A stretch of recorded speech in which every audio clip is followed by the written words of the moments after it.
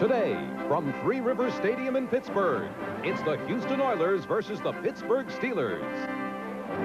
Brought to you by Ford and your Ford dealer. Have you driven a Ford lately? The Houston Oilers. It is warm and muggy. The temperature will be in the 80s.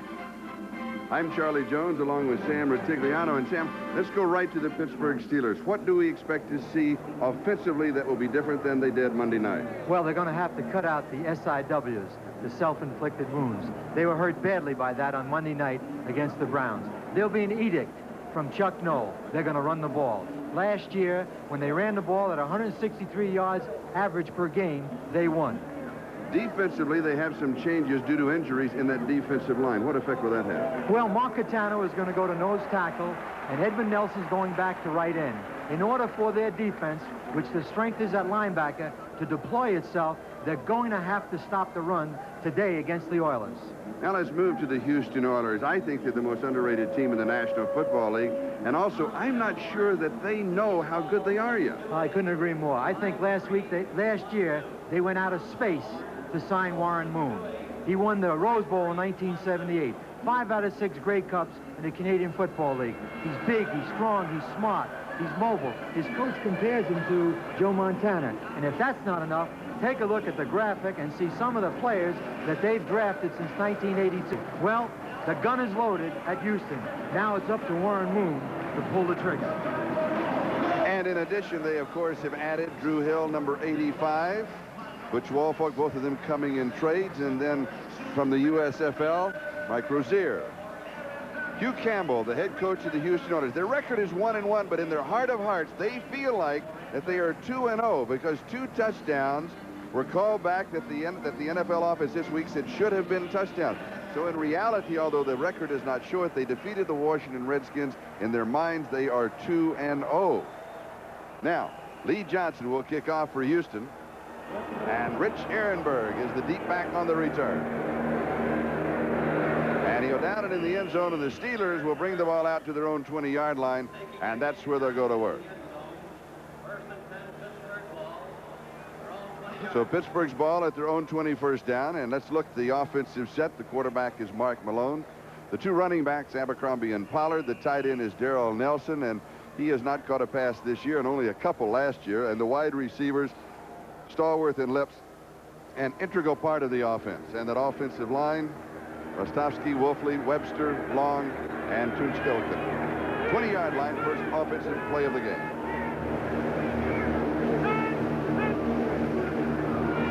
Baker to reverse, and here's Abercrombie.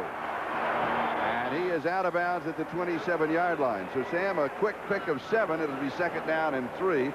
Keith Bostic was running out. We'll look at that defensive line. Ray Childress, the only rookie starting lineup, either team. Childress, Stenstrud, and Baker, the front 3. The linebackers, Lyles, Riley, Abraham, and Meads. And a look at the secondary. Brown, Allen, Bostic, and Eason. A very young defense for the Houston Oilers.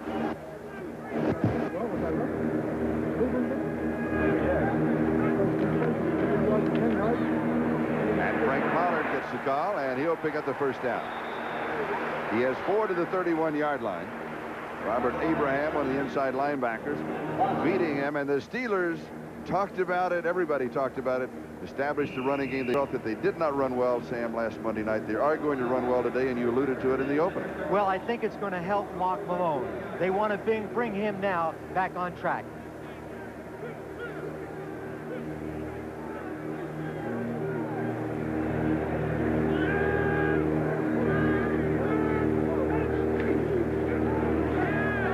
Abercrombie. And Walter has 4 to the 35, so it'll be 2nd down and 6. Abercrombie runs better on artificial surface than he does on real grass. The lead back now. 30 is the key blocker. Abercrombie does run better on AstroTurf. He finds the soft spot in the defense and picks up a couple of yards. I think if you're going to run the ball, you have to make that commitment because you may not gain a lot of yards, but you have to stay with it during the course of the game. Johnny Meads makes the tackle for the Houston Oilers. 2nd down and 6. Slot on the near side. Malone has not thrown the ball. Lips shows motion. Little play action fake. Wants to throw a screen, and it is incomplete. Pollard, the intended receiver behind the screen. That was a terrible pass by Malone. The screen was played very well. The quarterback set up. He watched for the rush. He came back and just threw an errant pass. Watch him drop back, get into the pocket, fake, let the defense now rush. Now come back, lay the ball off to 30. There's no linebackers. You have 73 and 63 in front of the play, and he just threw an incompletion, and it could have been a big play. Rostovsky and Wolfley out in front of Pollard, but it's no gain, no play, incomplete, 3rd down 6. Now he'll throw. And we know he's going to throw, and Houston knows he's going to throw. Misses Lewis left. Steve Brown had the coverage, and it'll be 4th down and 6.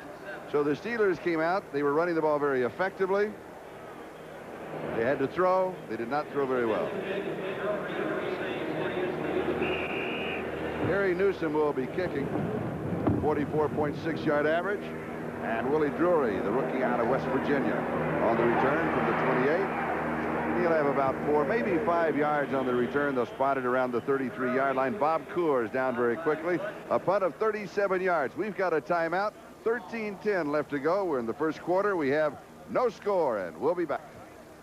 Houston on offense for the first time in the ball game, and we have no score. 13-10. Time remaining first quarter.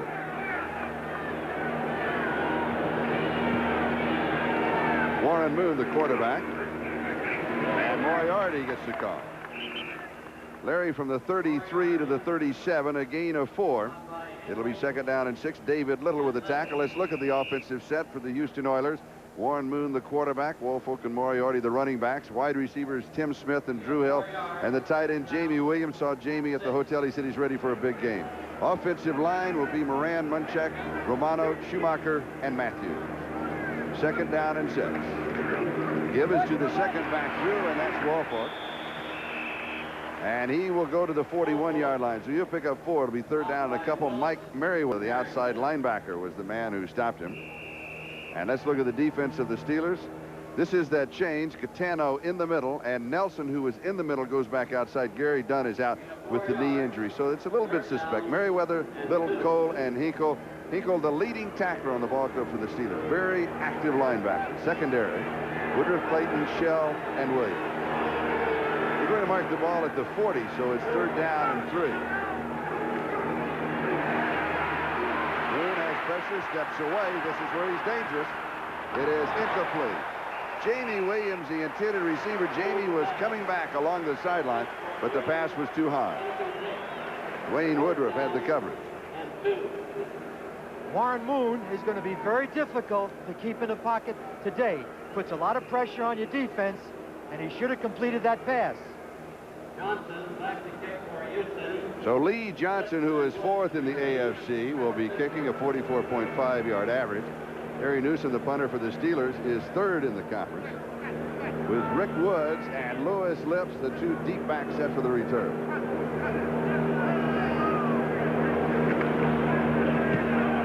Oh, straight kick. They'll just let it sail. Hits about 5 yards deep in the end zone. That was close to 75 yards in the air. We'll bring it out to the 20-yard line. 59 yards officially from the line of scrimmage. We'll be back in a moment. Pittsburgh has not lost a home game since Malone became a starter. That means they're 5-0 at home. But he seems a bit nervous at the start. Is that the impression that you got? Yes, I think what he needs to do now is just hit a pass and get in the groove. He just missed 2 key passes on their last possession. Abercrombie, after a fake inside, goes right. The defense strings him out, and Avon Riley makes the play. Robert Lyles was also there. Denver 7-0 over Atlanta. John Elway touchdown pass to Vance Johnson of 63 yards. Raphael Septien, a 32-yard field goal from Cowboys out in front of the Browns. Here we have no score. First quarter, 11:39 time remaining in the first period. A loss of 7 back to the 13, so it is 2nd down and 17. And that means that Malone will have to throw.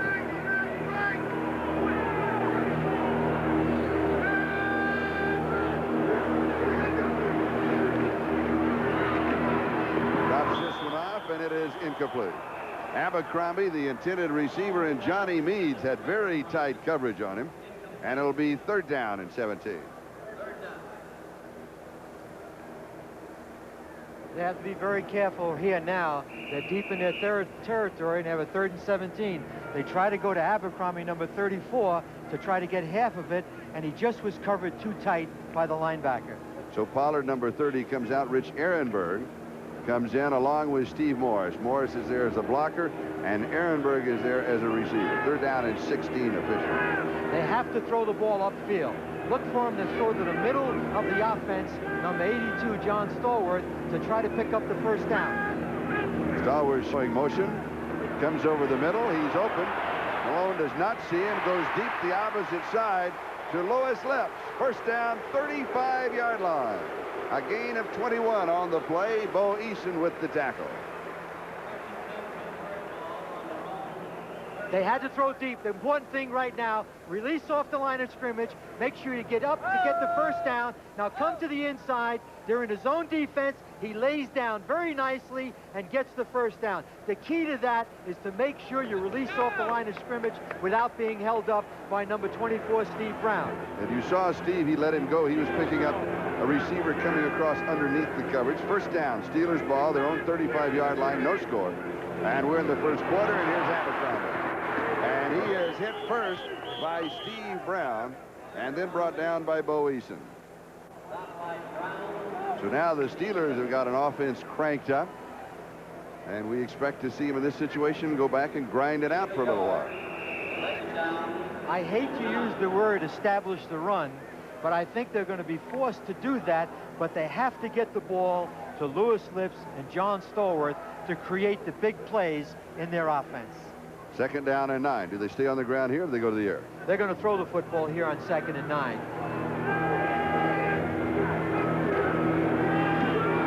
Good lay. Malone. 1st down. Call play. Out of bounds. 49. Good call. A design play. 13 yards.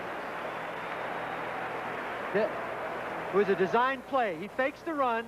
Everybody goes for it. The linebacker on that side bites on it, and they're taking advantage of Malone's ability to run. Now, he clearly designed his play, and he's going to do what all smart quarterbacks do, run out of bounds. And let's point out that he calls about 70% of his own plays. Right. Chuck Noll handles some of the tough situations in play selection. Steelers, 49-yard line. 1st down. 81 is Darrell Nelson showing one. Coming inside is Frank Pollard. And Pollard has 5 yards to the Houston 46-yard line. Avon Riley with the tackle. It'll be 2nd down 5. First time the Steelers have been in Oiler territory. I think, Charlie, now they're going to run the ball at Houston. I think if they try to run wide, they're going to be playing into their strength because they're young and they're very fast. They've really improved their team defensive speed. So I think the Steelers now are going to go right at them. High formation.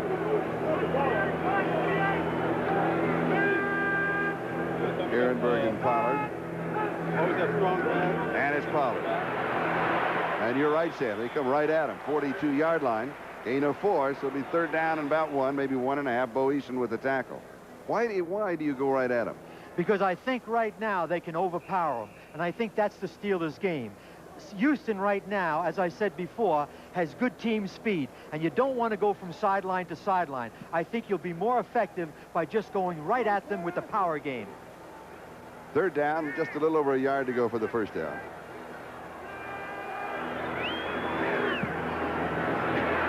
First down, Frank Pollard. 39-yard line. Needed 1.5, and he got 3. Johnny Meads and Bo Eason with the stop.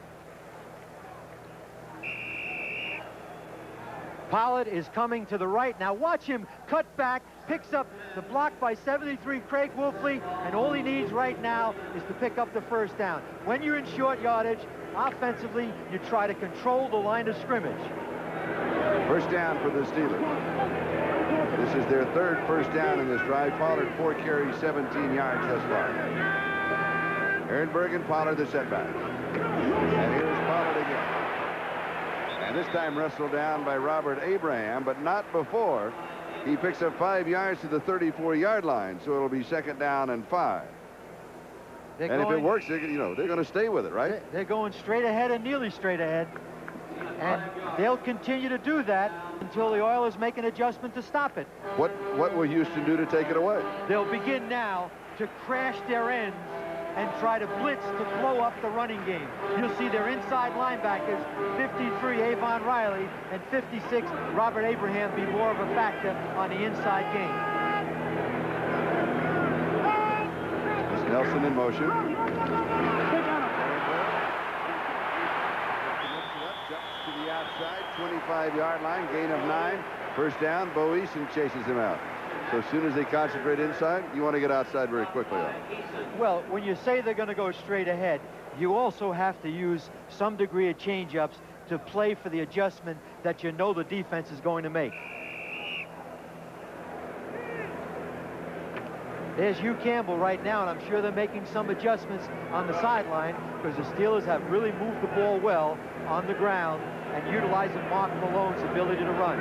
And Frank Bush, the rookie taken in the 5th round out of North Carolina State, comes in as an outside linebacker. One pump fake. Wants to go to the corner. He's got it. Lewis left. Touchdown, Steelers.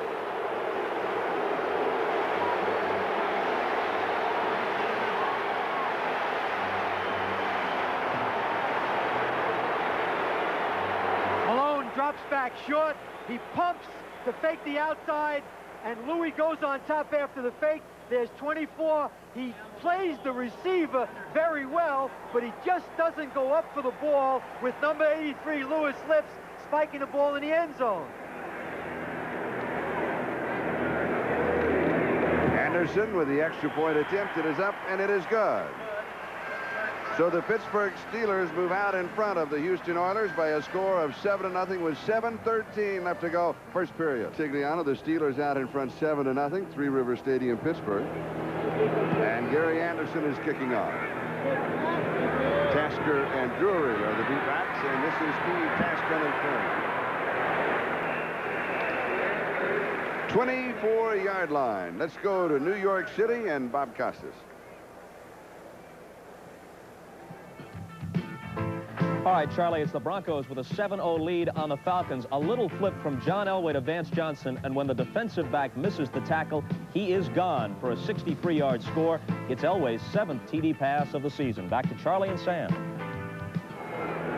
Denver, a force to be reckoned with in the AFC this year and in the NFL. Houston's ball, first down their own 24-yard line. Larry Moriarty from the Houston 24 will give him a yard to the 25. Be 2nd down and 9, and Keith Willis was there to greet him.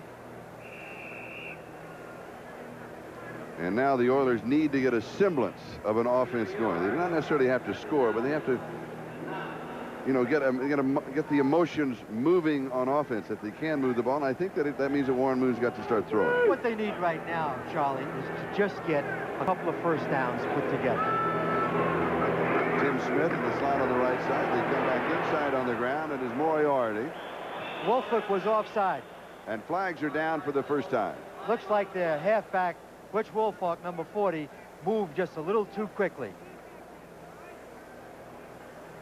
The ball went to the 35-yard line, which would have been a first down. Illegal motion on the offense, number 40. Ben Dreith, the referee. Butch is lined up as a tailback. He moves. Now he has to get set. And basically, you really can't put that on Butch Wolford. Number 1, Warren Moon, should have been able to give him the time. And this is the thing the Oilers don't want to do right now. They need to get themselves a couple of first downs and not in 2nd and 15, where now the Pittsburgh can really come at them with the pass rush. And the ball back at the 20-yard line. The slot's on the far side. Smith in the slot, and Drew Hill split away.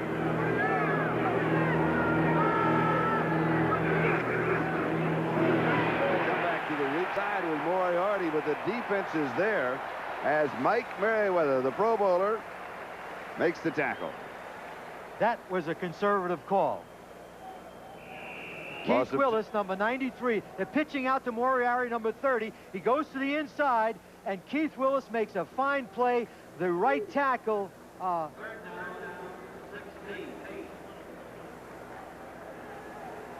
The right tackle on Houston, number 74, Bruce Matthews, did not make the block. Willis just beat him and made the play in the backfield. Lost it a couple, 3rd down 16.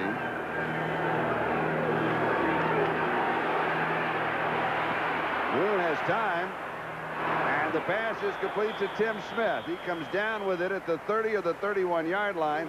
That will be shy of the first down. He needed to get to the 34-yard line, so he comes up about 2.5 to 3 yards short. Harvey Clayton makes the tackle, and that means that Lee Johnson will come in to kick for the Oilers.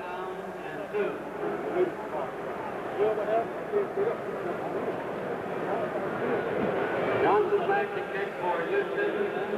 Wood and Lips receive for Pittsburgh. Johnson kicking either to Lewis Lips or to Rick Woods. You can rest assured in punting situations today, Johnson's going to kick the ball to Rick Woods. And there he goes to Lewis Lips. For the 29-yard line. And Lips returns it to about the 43. 40-yard cut, 40-yard punt. 13 yards on the return. And we'll be back in just a moment. Steelers leading the Oilers 7-0. The 104th straight home sellout for the Steelers. That is 3rd in the NFL, behind Washington and Denver. And Frank Pollard pops it for a first down. 12 yards to the Houston 45, and Bo Eason makes the tackle. They're going right at the defense. Let's look at 30 in the middle of your screen. 56, Abraham's blocked by 74, Terry Long, and that breaks it. And anytime 21, Eric Williams has to make the tackles from the deep secondary. The Houston defense is in trouble. Correction, 21, Bo Eason. Free safety for the Oilers. Right. All right. Just had my teams mixed up. That's close. Right number. 45-yard line of Houston. Malone to throw. And he goes deep. Stallworth. Incomplete. And John almost made the play, reaching back over the top of Patrick Allen. Patrick Allen he played him well, though. He played it very well. I think Mark Malone, as he drops back here, is waiting too long. He lets the ball up too late. Patrick Allen, 29, plays it very well, and Stallworth, using his body like a rebounder, almost makes a classic John Stallworth play. It was covered very well by Patrick Allen, and I think Mark Malone should get that ball up a little faster. He gave Patrick Allen the ability to recover on the play. Defensively for the Oilers, Brian Soche comes in, so they'll show a 4-man front. 2nd down and 10. Houston 45. Steelers out in front 7-0. Just over 3.5 to go first period. And Ehrenberg is dumped right at the line of scrimmage. He'll fall forward for a yard, maybe a yard and a half. For an NFL update, let's go to Bob Costas. Charlie, a moment ago, John Elway threw a 63-yard touchdown pass, but now Atlanta gets even. This one is deflected into the arms of linebacker John Rady. He'll bring it back 38 yards for a touchdown, and after the PAT, the Falcons have tied it at 7. Back to Charlie and Sam. All right, thank you, Bob. Pittsburgh here, 2 out of 3 third down conversions. And Pollard on the ground, 34 yards and 6 carries. Numbers update here.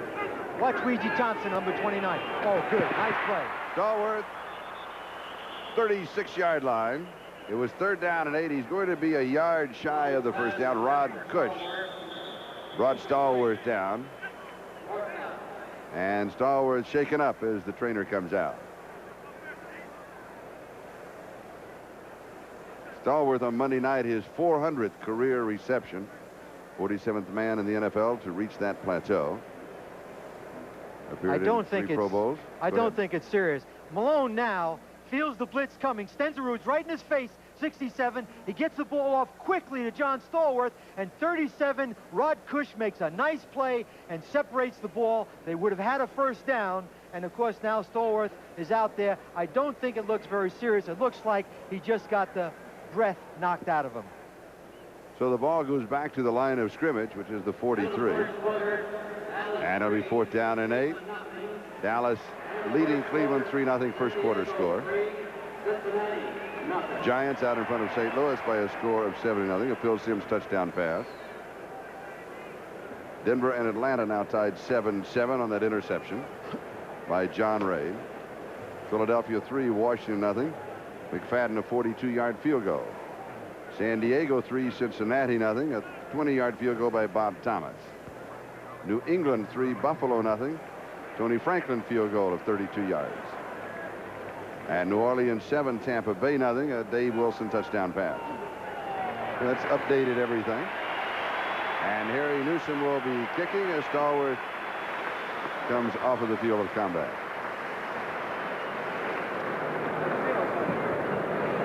Newsom back to kick Pittsburgh for 7, Houston nothing. We have 2 minutes and 50 seconds. That is the time remaining first quarter. And Newsom goes for the corner. And he has it, an excellent kick. We're going to mark it out right at the 9.5. And don't forget, next Saturday on NBC Sports, our coverage of 1985 baseball season, the Mets against the Pirates or the Cardinals against the Expos. Coverage begins at 3 p.m. Eastern Time with Major League Baseball and Inside Look. The tradition is here. The memories are waiting on the network of the 1985 League Championship Series.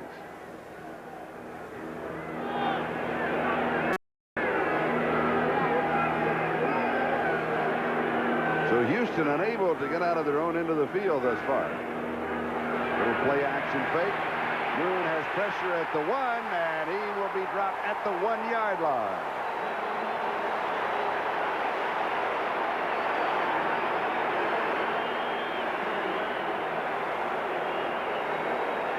Keith Willis is the man who got him. It's a play action pass. Moon sets back. He looks like he has room, but Merriweather's going to come off this block late. That was a coverage sack. There wasn't anyone open up field, and he had to eat the ball. And what's happening in Houston right now, they're not playing the field position game very well. They have a long, long way to go on every single drive. Rozier comes into that offensive set. And Moriarty gets the call from the 1. And Larry may get just outside of the 1, but that's about it. Edmund Nelson makes the defensive play. Okay. Harvey Salem, number 73, making his first appearance of the season in this ball game. Left tackle, he's been bothered by a knee injury. As Harvey Salem does a nice job blocking on Edmund Nelson, number 64, and Harvey Salem, number 73, needs to get back into this Houston offense. They're down at 18. Intercepted. At the 22-yard line, it is Donnie Shell with the interception.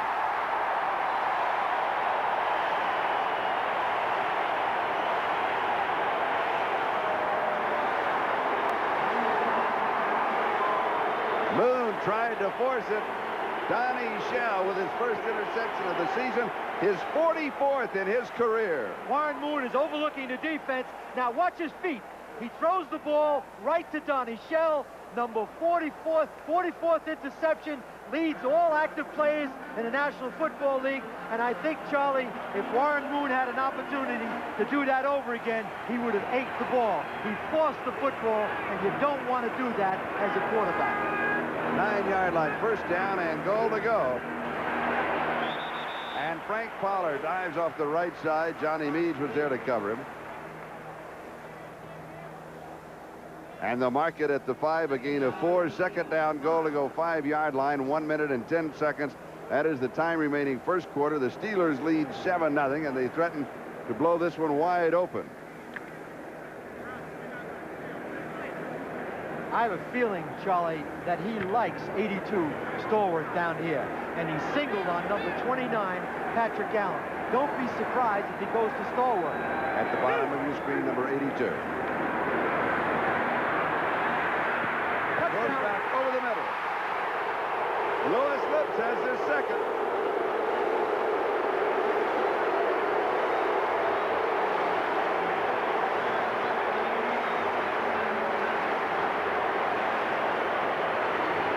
When when you look at the replay, you'll see Malone looking to the left to Stallworth. He was covered, then he rolled to his right, and he picked up Lips, and he hits him. Well, he's looking to the left to Stallworth Ehrenberg, and this is what a good athlete does for you. He runs to his right, he finds Lips in the end zone.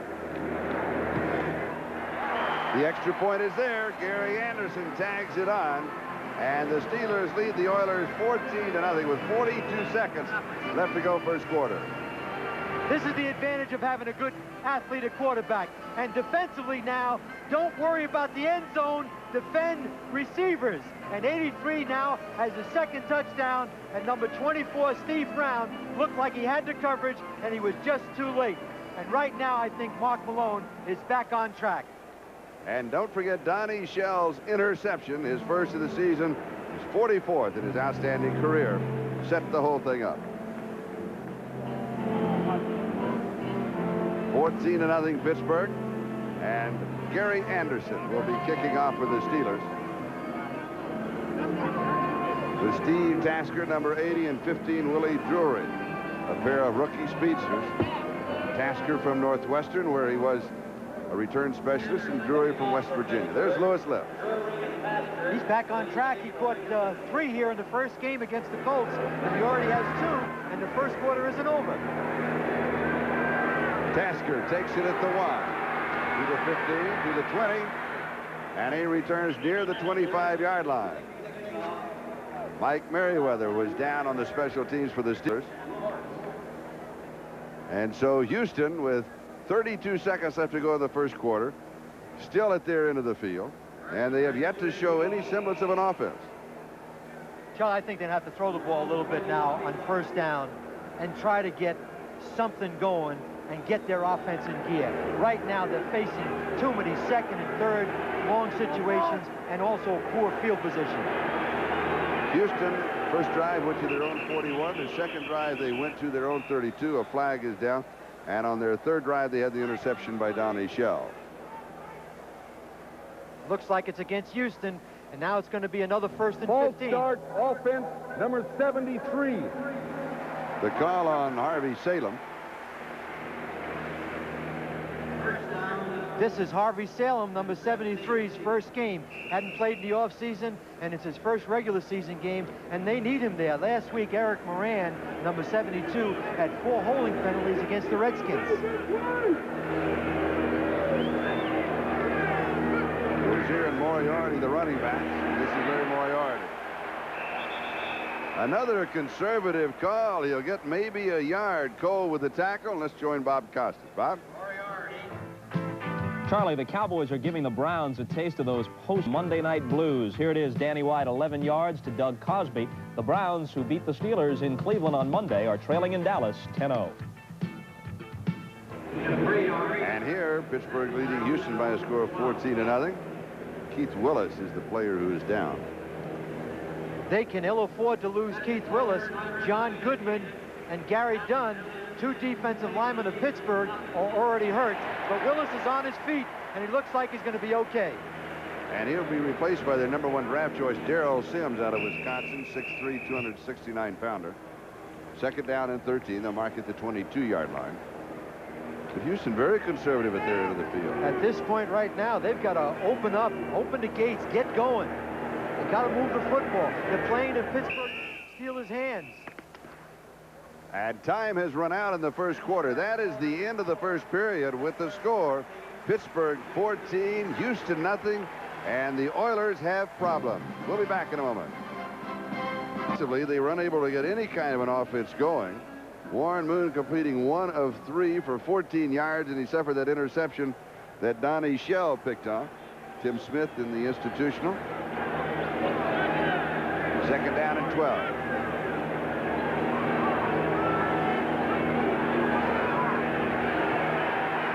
Moon with the screen. And Moriarty fights his way to the 30-yard line. So they pick up 8 yards on the play. It'll be 3rd down and 4. That was a nice call. Very conservative, but they got half of it, and now they're in a decent 3rd down and medium situation, and he can...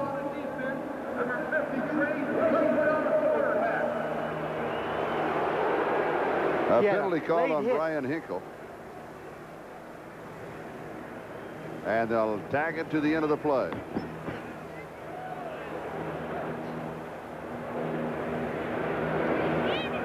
The statistics in the first quarter weighed heavily to the side of the Steelers, as was the score, 14-0.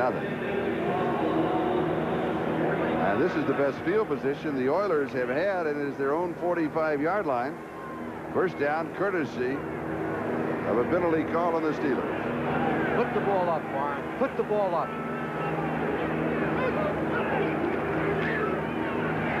Moriarty off the right side.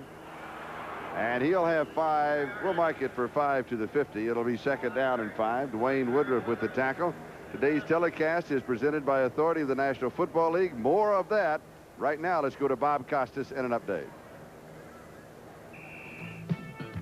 Charlie, a week ago, officials' mistakes cost the Oilers 2 touchdowns in Washington. It almost happens to the Bengals today. Esiason to Collinsworth. He's obviously bumped over the line. The official at first makes a terrible call, says no TD. But they conferred, and then Gene Bart's crew reversed it. Touchdown, Bengals.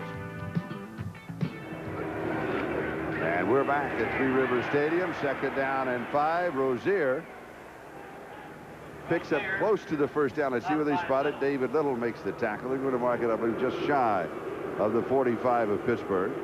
So it'll be third down, about a yard to go. As I was saying a moment ago, today's telecast presented by authority of the National Football League, intended for the private use of our audience.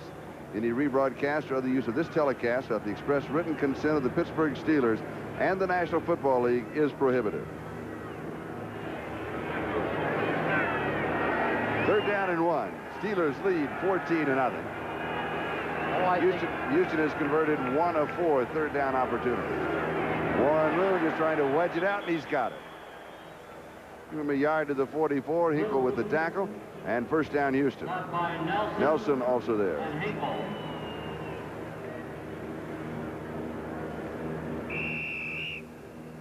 So Houston started Sam back on their own 25-yard line, but it's almost like a sputtering offense, a hit and miss every second or third play. It doesn't have the rhythm of a good offense yet. Yeah, they need to have some fluidity right now to get back into sync. Start running the ball and throwing the ball more on first down. I think they should throw the ball more on first down. And Moon throws on first down, far side, Tim Smith out of bounds. 32-yard line, first down. Dwayne Woodruff was chasing him. And that's what Warren Moon needed to do right now. There's Dwayne Woodruff, number 49, covering Tim Smith on that play. Now he's completed a pass upfield, and now I think they're in sync, and it's important on this possession that they come out with something. Let's check the scoreboard as play continues here. Steelers 32-yard line, first down. Houston needing a touchdown to get back into the ballgame. Rozier. A couple of yards to the 30. It'll be second down and 8. Dwayne Woodruff with the tackle. Rozier, as you know, in the USFL, played for 2 teams, one of the teams here in Pittsburgh. One of the interesting things now, Charlie, there's a score, Philadelphia 6 and Cincinnati 0, is that Rozier now is playing fullback. And number 32, Stan Edwards, is at halfback. I think they want a little bit more quickness at that spot. Second down and 8. Now they've changed again. Priority's back at fullback and Rozier at halfback.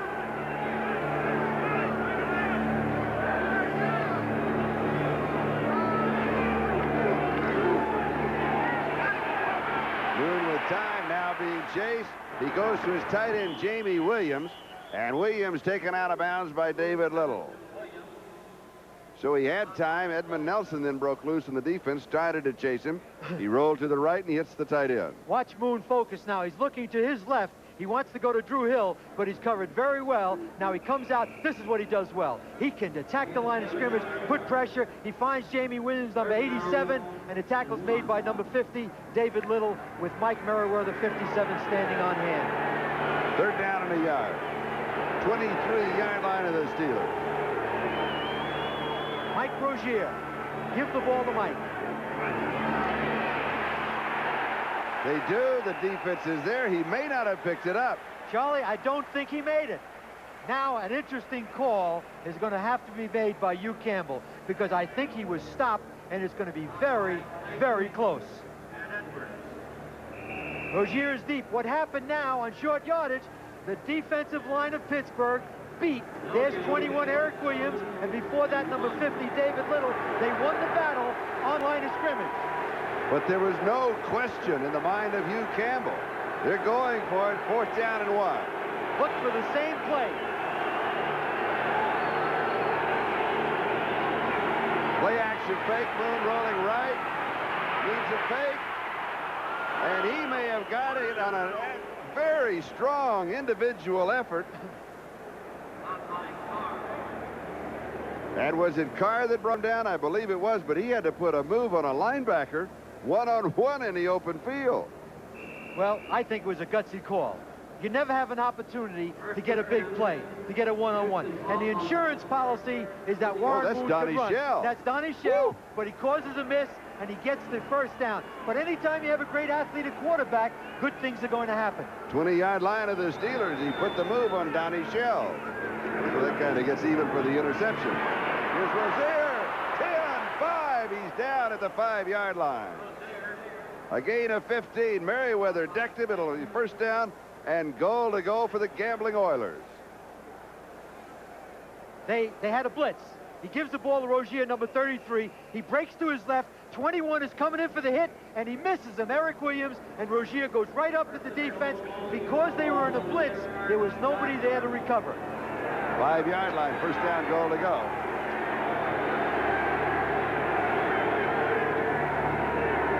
Woolfolk and Moriarty are the running backs. Moriarty, and he'll get a yard, maybe a yard and a half. Let's mark it to 4. Second down, goal to go. This drive started back at the Houston 25-yard line, and now has consumed 14 plays. The next one, the 15. Well, I think one of the key plays in this drive was the roughing of the passer by number 53, Brian Hinkle, and it kept the drive going, because at that point it was 3rd and 5 at midfield. They're going to have to throw the ball now on second down. I look for them to throw a play-action pass here on second down. Dressel going in motion. Here's Moriarty. No gain. 3rd down, goal to go. 4-yard line. David Little led the defense. This is a tough defense when you get down inside that 5-yard line. They don't have to worry about covering deep in the end zone, and they have a lot of people committed on the line of scrimmage, and there's David Little, number 50, and the strength of the Pittsburgh defense is their linebackers. 3 tight ends for the Oilers. Williams, Dressel, McCluskey. 3rd down, goal to go, 4-yard line. Warren Moon's got to run a play-action pass and run outside himself. He heads for the corner. He puts the move on Shell. He does it again. He gets by Donnie Shell. They didn't give it to him. They did not give him the touchdown, I don't think. They say that he did not get in with the football. It'll be just inches away. If he had decided to tuck that ball and run for the flag, Warren Moon, number 1, would have scored. Now we have another decision to make. Now watch him come to the outside. Now put your head down. Oh, Shell is in good position. Now let's watch it, see if the ball crosses the plane, and the ball does not cross the plane, and it's a good call by the officials. So inches away, 4th down, goal to go. Give the ball to Rozier. Rozier on the fake. Boone has dropped the ball. And the Steelers will take over on downs. A play-action fake. Rozier was going over the top, and in the end zone all alone was number 88 tight end Chris Dressel. Shell recovers the fumble, and we'll be back in a moment. The Steelers just trying to get a little bit of running room. Abercrombie from the 5 to the 7-yard line. It'll be 2nd down and 8. The effect on the Houston Oilers. Right now, I think it's devastating, because not being able to score with 4 shots inside the 5-yard line is going to be staring them right in the face in the 4th quarter. Houston needed to get into that end zone, and now the Steelers have the ball, and they don't have anything on the scoreboard. Steelers now with 2 tight ends. The wide receiver is Ouija Thompson.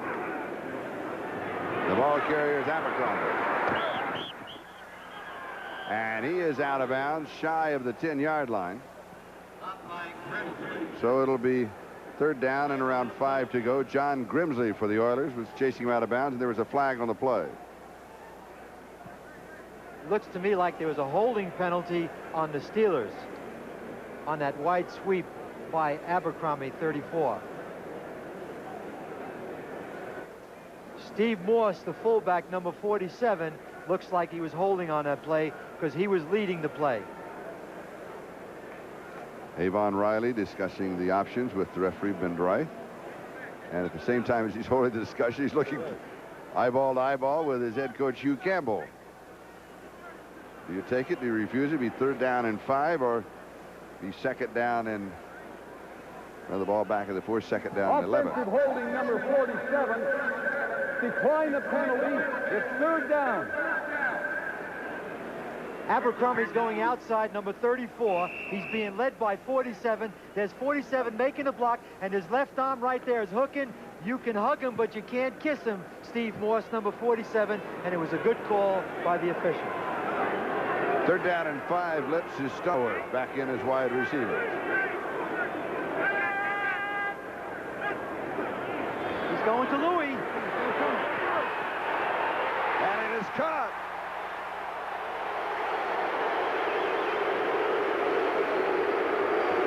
And Steve Brown at good position. 28 yards. Here it is. Louis Lips. Louis Lips. He releases off the line of scrimmage. Now the game is over. Once the receiver releases off the line of scrimmage, he wins the battle. Now watch him concentrate. And Brown, Steve Brown, 24, did the same thing. His position was very good, but he didn't play the ball just like the receiver. And that's why Lips now made another big play for a 38-yard gain. So Louis Lips has 2 touchdown receptions thus far. Big play man in the ball game. Pumping it and going deep. Stallworth had a misread. Patrick Allen was dropping back on the far side, but Stallworth had cut it off. He was running a hook and go. There's 29 Patrick Allen, and they were running a hook, and Stallworth was on the first pump by Mark Malone, was going to run deep, and John Stallworth there on the top of your screen, number 82, did not respond to it, and Malone did the best thing. He threw it to some blonde's lap in the mezzanine. Second and 10, back at the 38-yard line. Ouija Thompson comes in as a wide receiver. He replaces Lips on the right side, Stallworth on the left side. And that's Thompson in motion. Abercrombie. First down and more.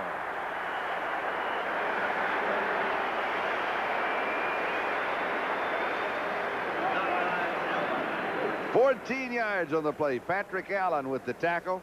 Houston's 48. Ouija Thompson is not only a good receiver, he's the best blocking receiver that they have on a team. And he's brought in for those situations. There he's in motion, 87 on top of your screen. He puts a hat right on the defender, number 24, Steve Brown, and number 34, Walter Abercrombie, breaks some tackles and clearly runs for about 13 or 14 yards for a first down. Just inside the Houston 48-yard line. 5.5 to go. In the second quarter, Pittsburgh on top 14-0. Frank Pollard gets the call. As we pause briefly for station identification, this is the NBC television network. You're watching WPXI TV. This is Charlie Jones, Sam Ratigliano, Three Rivers Stadium. 5 minutes, 14 seconds and counting. Time remaining in the first half. The Steelers out in front of the Houston Oilers by a score of 14-0. 2 touchdown passes to Louis Lips, one of 25 and the other of 5. Abercrombie hit first by Jesse Baker. But he keeps going close to the first down. Steelers are doing it all now to that young defense. They're running the ball effectively. They're getting the ball upfield for the big plays. And for a coach on the sideline, Chuck Noll right now, boy, it's nice. It's like opening packages on Christmas Eve when everything out there is going well for you. A lot of good calls, Chuck. A lot of good execution. Third down and 1. Houston 38-yard line. Pollard 8 carries, 40 yards. Abercrombie 8 carries, 36 yards. Steelers said they were going back to their running game, and they certainly have. Third down and 1. Frank Pollard for the first down. Play action. They're going 87. Weezy Thompson. And he overthrows him. It was there. He had a step on Steve Brown. Steve Brown was covering Weezy Thompson one-on-one. It was 3rd and short yardage. Thompson releases, goes to the post. He's wide open now. Mark, throw the ball to the middle of the field. He bends him back into the inside, and it's an impossible catch for Thompson. And if Mark Malone had a chance to see that over again, Thompson was wide open. It was an excellent call. They caught the defense short. They didn't expect it, and I think they're going to go for it now to pick up the first down. 4th down and 1. 2 tight ends, Gothard and Nelson. Abercrombie and Pollard, the running backs. Malone, quarterback sneak, just trying to wedge it. Needed actually less than a yard. It's going to be a first down.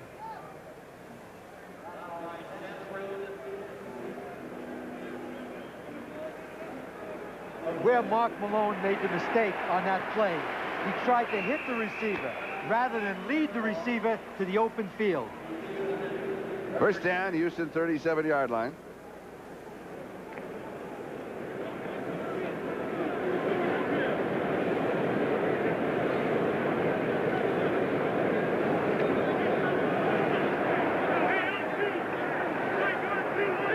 Dixon Stallworth wide to the near side. Do you go deep? Well, I think right now they're going to go to the 2-receiver side, and apparently Mark Malone saw something about the defense or the formation that he was in that he wasn't very happy with. So he takes the timeout. 3:37 to go, second quarter. We'll be back in a moment. Now, will the Steelers go deep? You know, the same question you faced a moment ago. Are they going to be conservative here and then try and, you know, are they going to use up the last 2 minutes going for the score? Well, they have 3 minutes and 37 seconds. I think they're going to throw the ball.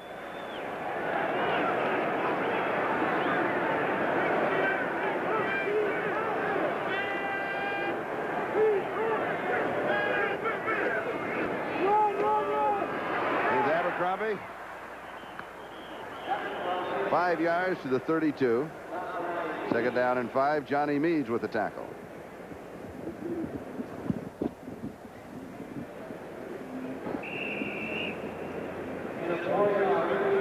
"34 yards for Abercrombie today.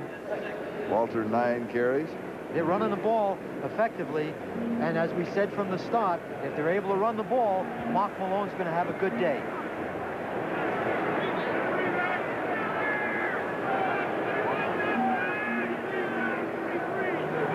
Second and 6. Here's Pollard. First down. They're running the ball so effectively, there's no reason to take a chance on the pass right now. Riley and Lyles with a stop. Right now on first down, I think what they want to do is just run the clock down. They would rather score 7 than 3, but they don't want Houston to have the ball back. That time they saw an adjustment by the Houston Oilers in the middle, and they ran a trap right up the middle with number 30, Frank Pollard. It was an excellent audible on the part of Mark Malone. I would look for him here, Charlie, probably to put the ball up on first down. Stay with us for NFL 85 at halftime. Highlights and updates of all the games around the National Football League today.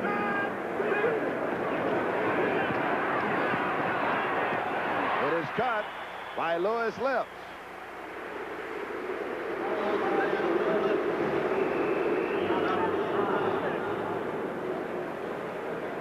Two-minute warning now be given to both benches. The ball at the 18-yard line. Steelers lead 14-0, and they threaten. We'll be back. Covered by Donnie Shell on the 5-yard line. Since then, the Steelers have moved 77 yards to the Houston 18-yard line. Second down and 4. 2 minutes to go, first half.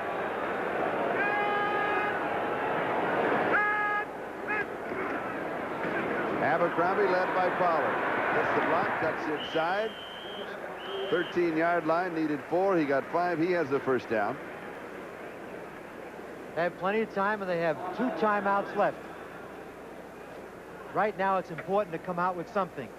If you don't get the touchdown, you want Gary Anderson in there to kick the field goal. Ehrenberg is in there now to replace Walter Abercrombie, a back who's a role player that they like to throw the ball to, number 24. I wouldn't be surprised now. He's lined up on the side of Stallworth and Lips. They wouldn't go to Ehrenberg, 24, as Lips and Stallworth clear the area out. That's the call, and he misses it. Second down and 10, 13-yard line. Thus far in the ballgame, Louis Lips, 5 receptions for 85 yards and the 2 touchdowns. He's made the big play for the Steelers.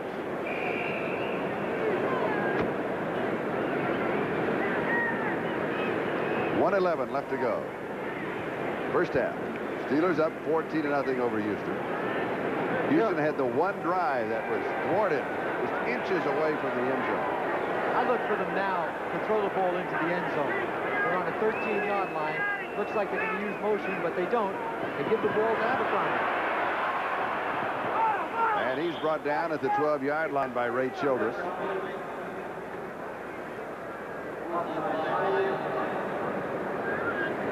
So it'll go for a yard. It'll be 3rd down and 9. And with the clock marching 50 seconds and counting. And it's 3rd down and 9. Use up the 30-second clock. You got 20 seconds on the 30-second clock. Go to the end zone. You don't make the touchdown, you go to the field goal. I say Weegie Thompson, number 87, on number 29, Patrick Allen. They're not giving Patrick Allen any help. At the top of the screen. Single cover. And we've got jumping. Ehrenberg was in motion, so I think it might be on Houston, who jumped too quickly. Offense false start, number 74. On the guard, Terry Long. Terry Long inside.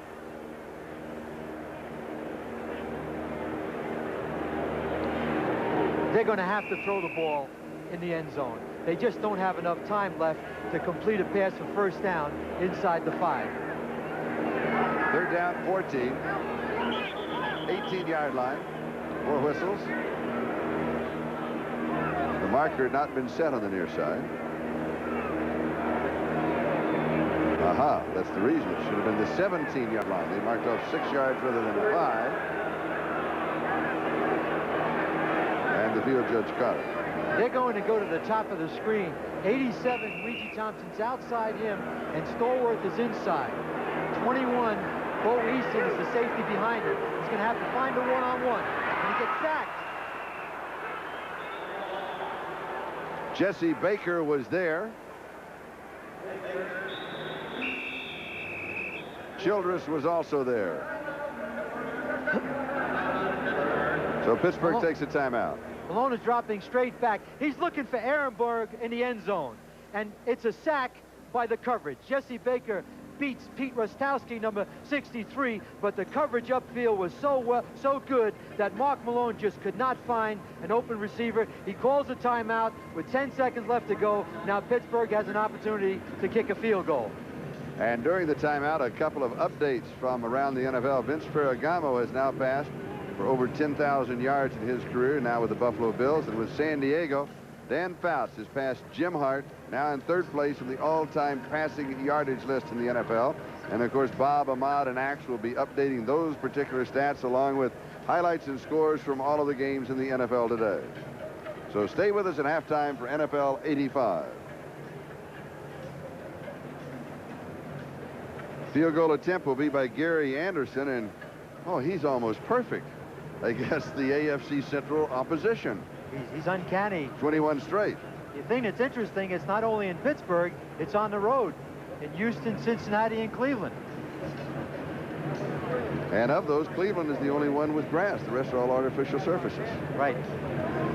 And usually, the reason I meant that, usually kickers kick better on artificial surfaces. Well, they have the right conditions. The surface is the same, and they can rely on the ball being put down the same way every time. And also, it's very good for soccer-style kickers, which are prevalent in the NFL today. Now, the snapper will be Mike Webster. He's been bothered by back spasms, did not practice this week. Everybody thought that Ray Penny would be snapping, but no, once Webster's in there, you know, he'll stay with it, and Scott Campbell will hold. from the 28, an attempt of 38 yards. And he's got it from 38 yards away. So the Steelers add 3 more. They lead 17-0. Gary Anderson will be kicking off. We have 6 seconds left to go in the first half.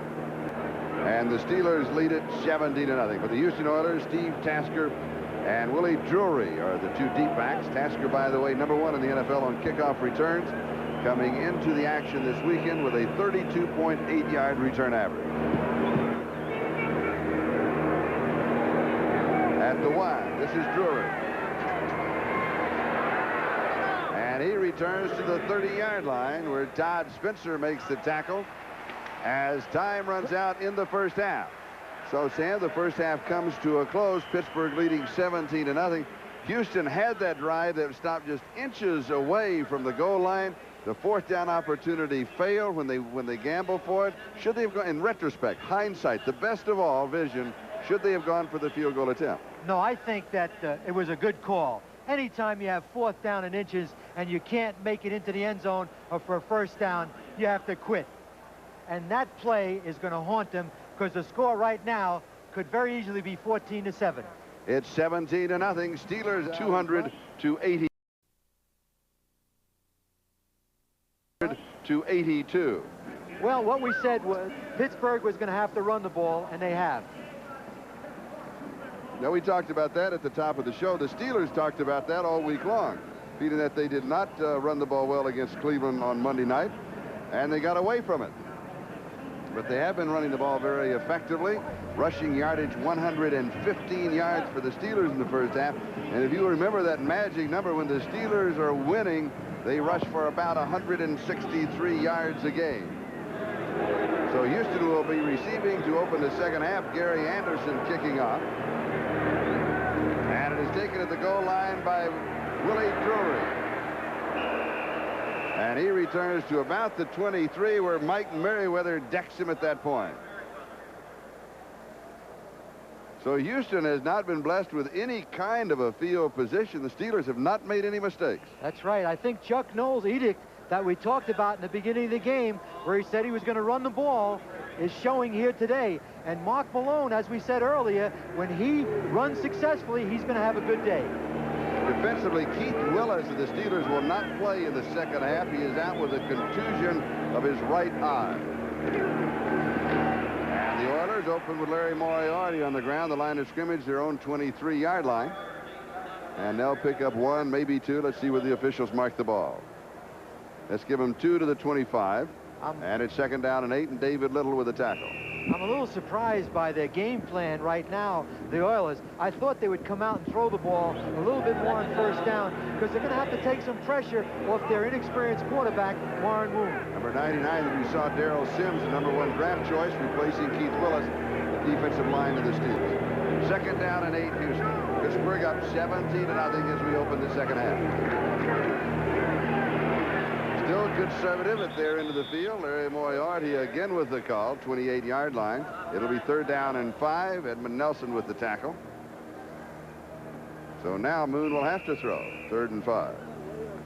That makes it difficult for the quarterback because in 3rd down and 5 situations, they're going to be involved with the nickel. Pittsburgh's going to come in with the substitutions. They're going to put more pressure on the quarterback and show more coverages in the secondary. Houston has converted only 1 of 6 3rd down opportunities. Mike Aku from Hawaii, the rookie speedster taken in the 7th round, is in as a wide receiver. 3rd and 5. Incomplete. He was going to Woolfolk. He sent Drew Hill deep. He sent Tim Smith deep, and he sent Aku deep, and then tried to throw back underneath the coverage for the first down. And Butch Woolfolk was wide open for the first down. He ran about a pattern just enough to get first down, then sat down, and Warren Moon just missed him. There's Butch Woolfolk going off on the sideline, a good multi-purpose back. 4th down, 5. Lee Johnson, left-footed kicker. That means it's the ball is spinning the opposite way, a little like a knuckleball. He's a good one. Oh, it's a great one. Woo. Rick Woods. Woods fields it at the 19. Gives ground to the 15 and is cut down back at the 13-yard line. Robert Lyles was there, a 51-yard kick, a loss of 3 on the return, and we'll be back. All first down, their own 15-yard line, the official spot. Their first offensive series in the second half, and they open with Pollard, a conservative opening. A gain of 8 to the 23, and to be second down and a couple. Mike Webster, the offensive center for the Steelers, in 12 years has never missed a game. This is his 164th regular season game. Did not practice this week with back spasms. Age 33, and he just Mike Webster on going. Mike Stenenrud, number 67, comes off the ball and turns him, and they're running right at the Houston defense with a great deal of success. Here's Pollard straight ahead, little sidestep shuffle. Has 8 yards to the 31. Keith Bostic with the tackle, first down. And do you have the feeling that the Oilers are still suffering the aftershocks of the failed touchdown from inches away on 4th down? Charlie, that stays in your stomach like indigestion. When they were on the 5-yard line and they had a chance to score a touchdown and get back in this ball game, and I think it affects the entire team and the coaching staff. It is first down, a correction of the graphic. First down and 10, 31-yard line. Here's Abercrombie. 4 yards to the 35. Second down and 6. Frank Bush with the tackle. And I'm assuming that the Steelers are going to play the second half basically with the same game plan as the first. They're going to be conservative. They're going to run. They're going to run straight away. And then when they have to throw, then they will be throwing. But not until they have to throw. I also feel like they want to get back into the running game. And they're in a good situation right now because they can bleed the clock, get back in the running game. Houston is going to have to stop them from running the football. Little play action fake to Ehrenberg. Malone keeps.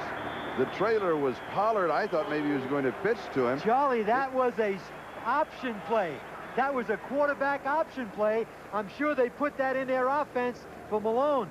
We saw that early in the game. That's what it looked like, but I wasn't sure. He reverses and fakes the 24 Ehrenberg. Now he comes out and challenges the linebacker. He sees it's wide open, follows the block of number 73, Craig Wolfley, and 16 could have flipped to Pollard, but he decided to keep the ball. That's 2 times now they've used Mark Malone's ability to run. Gain of 7, first down, 42-yard line.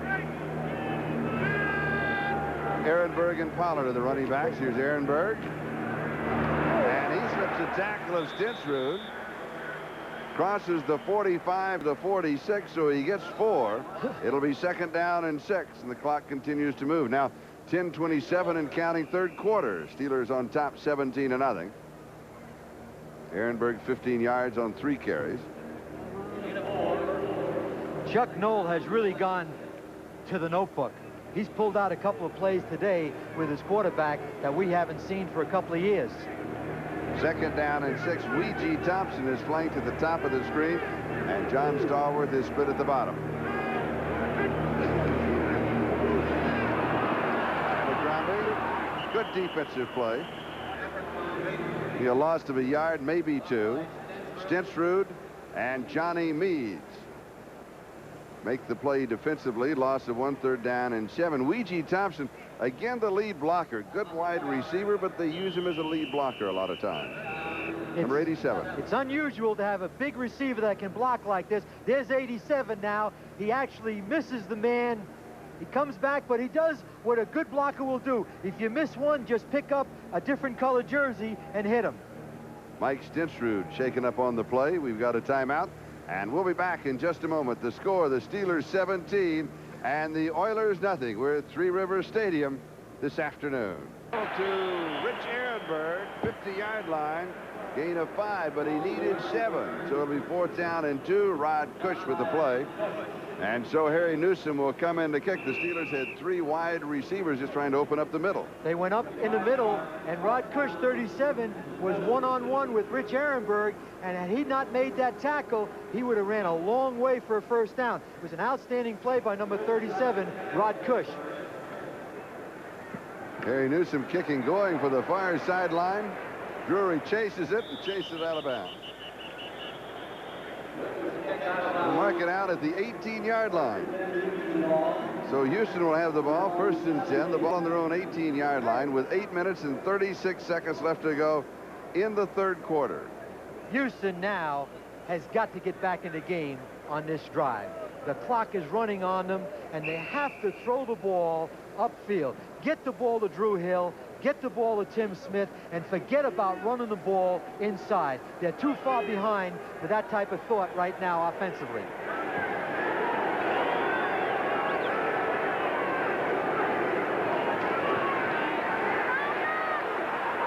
Double coverage tipped, and it's incomplete. He was going to Drew Hill. It looked like an interception by number 21, Eric Williams.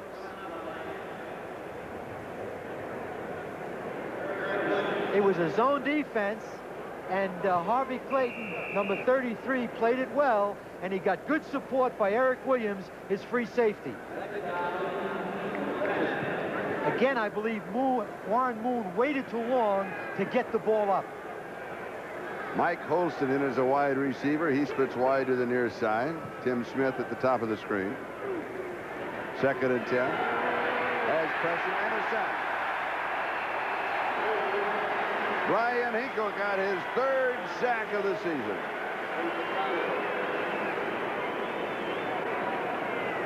Second sack of the ball game for the Steelers. Merriweather got the other one. Watch Warren Moon. This is an indication of the game. Watch him focus, refocus, move his feet. He just isn't seeing, or there are people upfield doing an outstanding job on a part of Pittsburgh recovering, and that's what caused that sack by 53 Brian Hinkle. Monday night, 11 tackles and 2 sacks against the Browns. Leading tackler for the Steelers. You want to be careful here, Warren Moon. 3rd and 14. Pass is complete. Moriarty, but way short. He'll get back to the 20-yard line. It'll be 4th down and 8. He got back only 6 yards.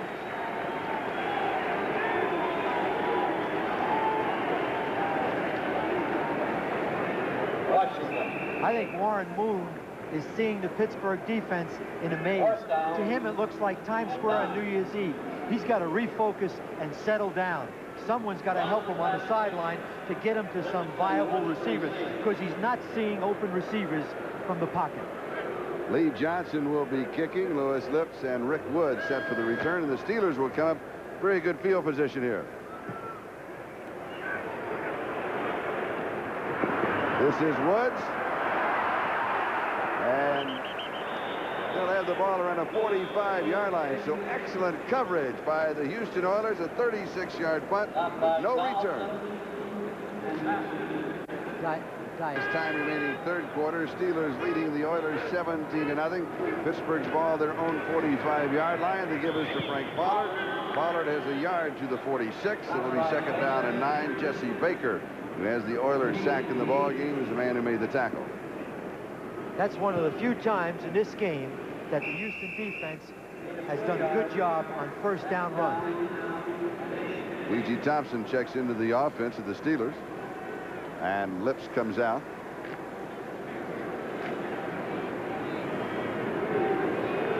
Ehrenberg is into that offensive set. And as the single back is Pollard is off on the right wing. Oh, we're going to have a pitch maybe to Ehrenberg. Ehrenberg just that straight shot to the Houston 49-yard line, gain of 5. 3rd down and 4. Ray Childress and Robert Abraham were there for the defense, and Craig Wolfley opened the hole for the offense. Craig Wolfley, number 73, on top of your screen, does a good job on 72. Soche, look at him move his feet and drive him back. He almost drove him back about 10 yards. What a great block by 73 Craig Wolfley. When you have that kind of room, you could drive a Mack truck through the hole. 3rd down and 4. Steelers have converted 3 of 8 3rd down opportunities, and they go with 3 wide receivers, Dahlworth, Lips, and Thompson. Look for Ehrenberg, number 24. And Kowalski pops it. Woo! Big play. 23 yards. That was a quick count quarterback sneak. He caught the defense of Houston. Look at them. They don't even know where the ball is. Now he's using his outstanding physical ability as a run. Then he does the smart thing. Don't run to the end zone. Get down. Let's have a first down on a 25-yard line. That's the third big play. The Houston defense doesn't know the play. He breaks through right now. 16 going straight up the field. He doesn't have the speed that he had when he came into the league, but it's a first down. The third big play by Mark Malone. And here's Pollard. From the 24 to the 21, gain of 3, second down and 7. Johnny Meads with the tackle. Charlie, that's what you call a surprise. On quick count, he ran right into the heart of the defense. They never suspected that he would get the ball there that fast. Is that a call play in the huddle? No question about it. And somebody in the press box has done a good job because they saw that and they came up as a designated play and waited for the opportunity. Frank Pollard, 14 carries, 70 yards rushing, second down and 7. Malone has 47 yards rushing in the game. That is a career high. He throws in zone incomplete. He was going to Abercrombie.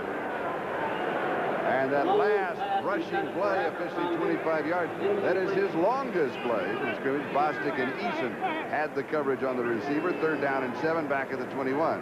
Malone looks a little upset, but I might add, that's the one bad pass that he threw today. When you're down inside the 25-yard line, you don't want to throw the ball in the middle of the field in a crowd because all you risk there is a turnover. And at this stage of the game, it really doesn't do that much good for Pittsburgh. It's 17-0. There's no reason for him to force the ball. Third down and 7.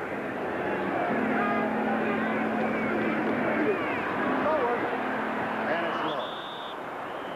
He was going to Stallworth, but he really missed it. Brown and Bostic are there for the defense. 4th and 7, and Gary Anderson comes in for the field goal attempt. Anderson 1 for 1 in the ball game, hitting from 38 yards.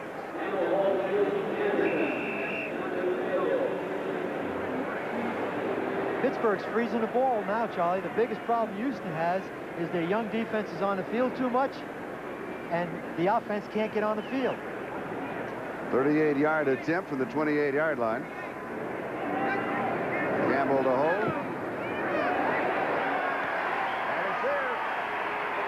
Anderson is 2 for 2, both from 38 yards away, and the Steelers now lead 20-0. That when the Steelers are winning, they're rushing for 163 yards. In a game, they rush for 179. That really helps the offense. Well, no question about it. The big difference right now is Mark Malone has a lot of freedom. And the reason he has a lot of freedom is because the running game is going so well. And Gary Anderson with 2 38-yard field goals kicks off deep in the end zone of the Houston Oilers. And so they'll bring it out to the 20-yard line. And Houston has to get some offense going. Sounds redundant, but it's very true. And they've got to go to their wide receiver. Warren Moon has completed only 5 of 9 passes. He's thrown only 9 times, 5 completions for 46 yards. Tim Smith, wide receiver, 2 receptions. Jamie Williams, tight end, 1 reception. Larry Moriarty out of the backfield, 2 receptions. Drew Hill does not have a reception. Holston does not have a reception. Only 2 receptions to the wide receiver. And this is Wolfo. That is his first reception. So they've got to get something going to the key receiver. Well, no question about it. I think if he can just hit a couple of short passes and get back into sync, what Moon needs right now, as we see him on the screen, is some confidence. He's not throwing strikes. He's not getting any support. He's not on the field very often. Now he needs to put a drive together. Forget about scoring, and I don't mean that literally, but just get a couple of first downs put together and loosen up. 3:55, time remaining, third quarter. It's a 20-0 ball game on the draw. They pick up the first down. The second down and 2. Larry Moriarty was the ball carrier. And Darrell Sims makes the tackle. Gain of 4 to the 32, first down.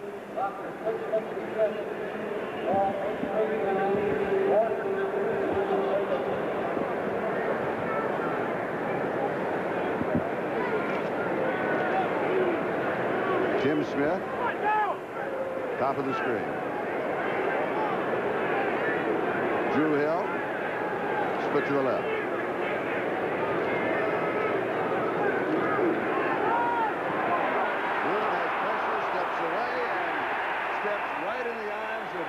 Catano. Catano, the nose guard, his first NFL start. And the third sack for the Steelers. He's not getting a lot of help. He drops back here. He wants to throw the ball to his halfback. His halfback falls down. 99, Darrell Sims comes off the block, and 78, Mark Catano makes the tackle. Now, he cannot do it all by himself. He did not have anyone to throw to at that time. His halfback coming out of the backfield, I believe it was Butch Woolfolk, number 40, fell down. Loss of 5, second and 15. 27-yard line. 2:45, time remaining third quarter. Steelers up 20 to nothing. Here's the blitz. From Shell, he rolls away, throws, it is caught but out of bounds. Tim Smith coming back, but he was out of bounds. A good scramble by Moon, pushing and shoving at the 20-yard line as tippers began to flare. It's Brian Merriweather. He looks like he wants to go 3 rounds, number 57. At this stage of the game, I've always wondered why those officials want to get in the middle of that medley.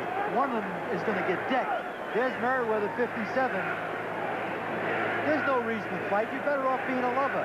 And Why also, fight at this stage of the game? And Edmund Nelson ended up without his helmet. I'm not sure why, but rule 1 is keep your helmet on. Well, there's Ben Wright, the referee. If there's anybody in the National Football League that can control a game, it's Ben Wright. Third down and 15. 27-yard line, Houston in their own territory.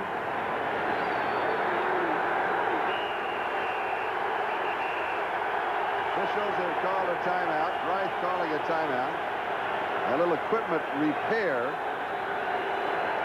That was on Harvey Salem, I believe. Yes, part of the shoulder pad was just out of the jersey. He wanted it back in. Now the crowd gets back into the ballgame here at Three Rivers.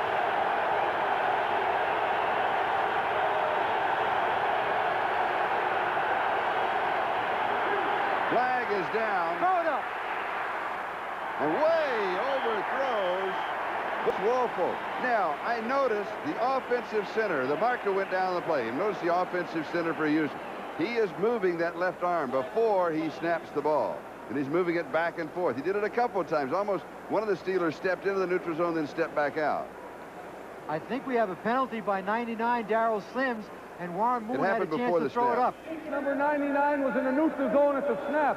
That's a 5-yard penalty. That's a rookie mistake by Darrell Sims, the number 1 draft choice. Yeah, I think he was pulled off. I think he was pulled off by the Oilers offensive center. If there was some movement, then he was not pulled off. If there was some movement by the offensive lineman, then he can move and the 5 yards against him. There's the center right now. Oh, yeah, no question about the left guard. Mike Woodcheck. See, look at that. Look at that. He did it twice. Right. Yeah, I thought I saw that. Way to go, guys.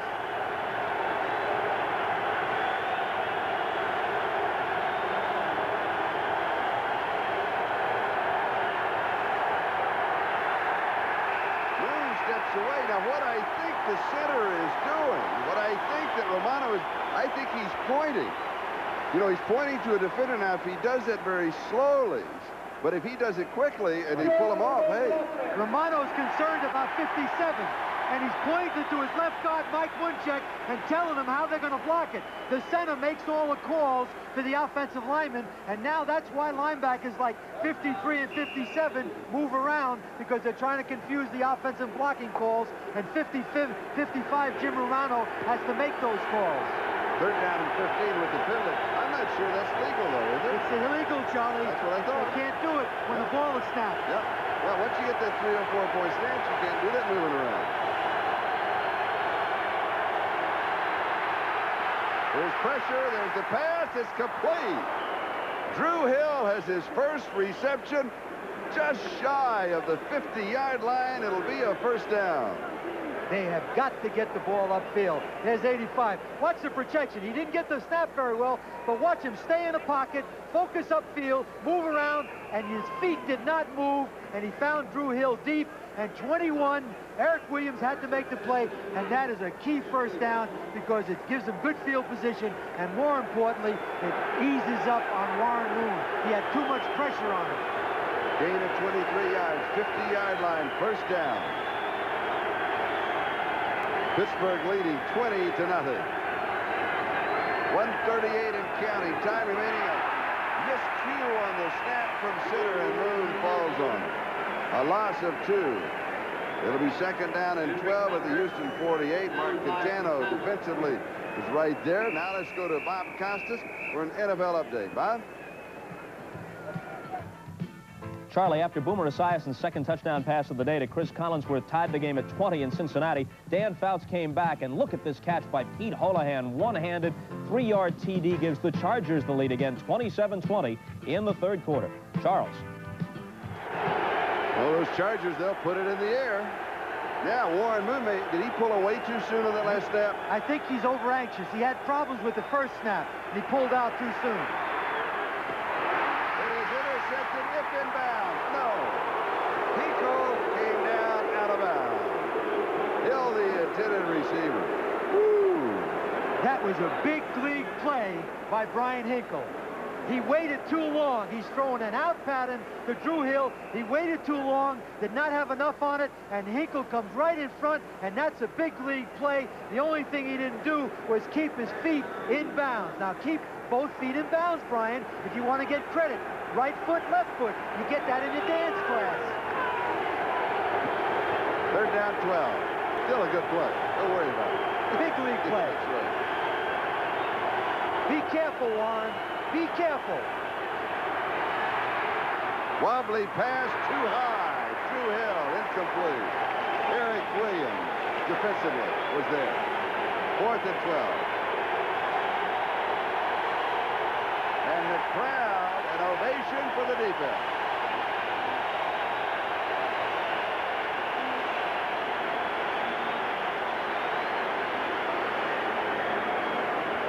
Lee Johnson will be kicking for the Oilers. Rick Woods and Louis Lips are deep for the Steelers.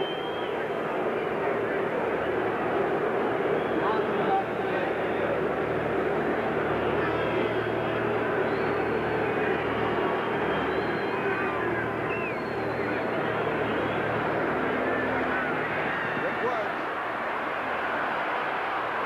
will lose a yard on the return.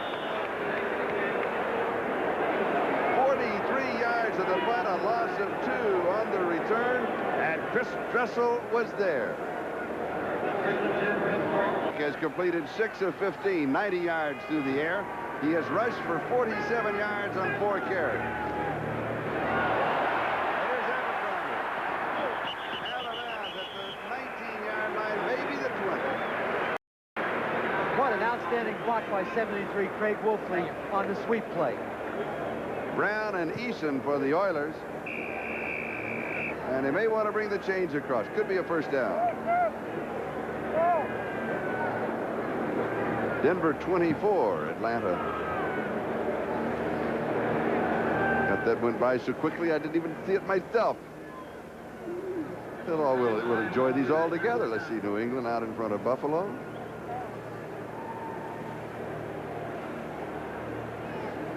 So there was the one that went by. Oh, look at that. The Eagles leading the Redskins. Woo, that's a major one. We've had a major upset in every weekend of this NFL season. Dallas 17, Cleveland nothing.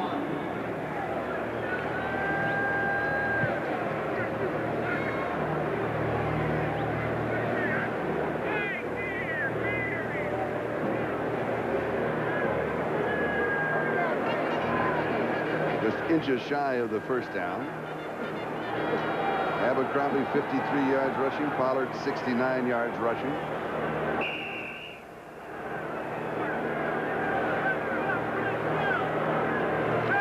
The remaining back, and he has the first down. 22-yard line, 1st and 10, and we have 30 seconds left to go in the third. And you're going to see Chuck Noll put on his conservative suit, the pinstripe tie. I think he put it on. Suit. I think he put it on this morning when he got up. It has been, relatively a conservative offensive day. I think Chuck's very happy. Yeah. What a difference from Monday night to Sunday. It's a different team. We go back to what we said early on. When they run the ball effectively, last year they gained 163 yards on the ground. That number 16, Mark Malone, plays better. When they're running the football, he's a better quarterback. And that is the end of the third quarter. The score, Pittsburgh 20, Houston nothing. And we'll be right back after these messages from your local station. And through three quarters have dropped the curtain on Warren Moon. 7 of 14, 78 yards passing. 22-yard line Steelers, first down. And Ehrenberg will pick up 2 yards to the 24, second down and 8. Meads and Baker in the tackle. Here's Bob Costas. And here's some razzle-dazzle in Dallas. Out of the shotgun, Danny White hands to James Jones. Then he just slips around the left side. Jones draws the defense to him, hits White for the touchdown. Chip Banks punishes him a bit, but he's already in the end zone. 17-0 Cowboys. 17-0 Dallas, and here it's Steelers 20-0 over Houston. And Houston will host Dallas next Sunday. A week from tomorrow night, Pittsburgh will host Cincinnati on Monday night, September the 30th. Stallworth. Incomplete. Nice play by Patrick Allen, number 29.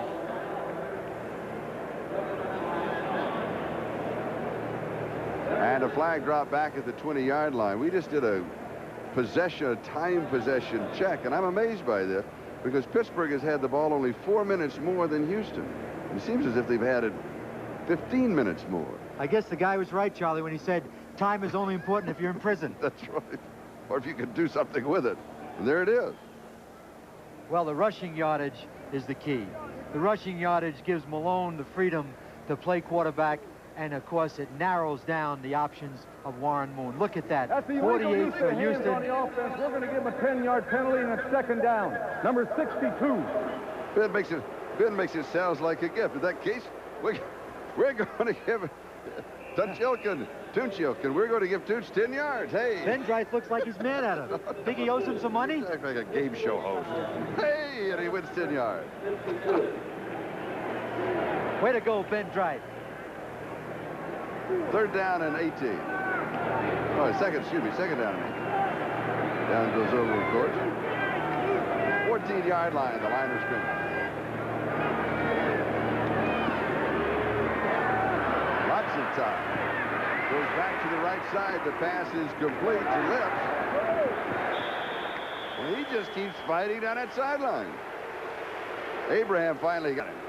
They've gone to that pump fake to 82 Stallworth. There's Lewis Lips, who made the catch about 4 times this game. For some reason, they think Stallworth can, Patrick Allen will bite, and Stallworth can get open deep.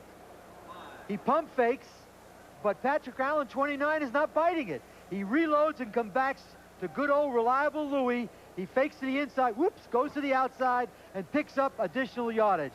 What an outstanding run. He may be one of the best running receivers in the league. 27-yard line, third down and 5. Pick up a 13 on the last play. And Malone wants a timeout. What happens in this situation? Does he see a defense that the play just simply will not work against? Well, I think probably at this stage in the game, he probably saw a formation that was sent in by the sideline that he wasn't comfortable with, and so he did the right thing at this point. He called a timeout. And we will too. And we'll be back. Sweeney, the 4th wide receiver for the Steelers in the ball game. We point this out because he pointed out during the week in a newspaper column he wants to see more playing time, and he should. And because I say he should, because everybody wants to have more playing time. Charlie, I never worried about a player that complained about wanting to play. That's right. Yeah, that's what you want. I think that's great. Blitz, and they show the blitz. Eat the ball, Mark. Eat the ball. Cush. Malone is fighting it. He was in the grass. They're going to call it. Oh, Malone was fighting it, and now the big guys join in. That's Wolfley. They're protecting their quarterback. Yeah. Ray Snell. Oh, Malone was in there fighting for it, wasn't he? Rod Cush had 3 sacks last week against the Redskins. Cush is right on the... There's nobody there to block him. There's nobody there to block him. There was a mistake by the left guard, Craig Wolfley, 73, and Mike Webster, 52. Cush comes in. Now, Mark, forget about it, my friend. Go down. You're ahead 20-0. There's no reason to be a fighter right now. Just sit down, go over and get a Coke on the sideline. Let those big linemen do the fighting for you. Cush gets his first sack of this ball game. Here's the punt by Newsom. Fair catch is called for and taken at the 49-yard line by Willie Drury. A kick of 36 yards. We'll take a timeout now with 12 minutes and 50 seconds left to go in the game, and the Steelers lead. Screen pass. Moriarty from the 50 to the Pittsburgh 45, a gain of 5, 2nd down and 5. David Little with the tackle. Whatever happens in this game right now, it's going to be difficult for Houston to climb this mountain. I think it's important for Warren Moon to finish up strong and give this young team some confidence. They don't realize, as we said right from the beginning, how good they really are. They just need to grow. 2nd down and 5.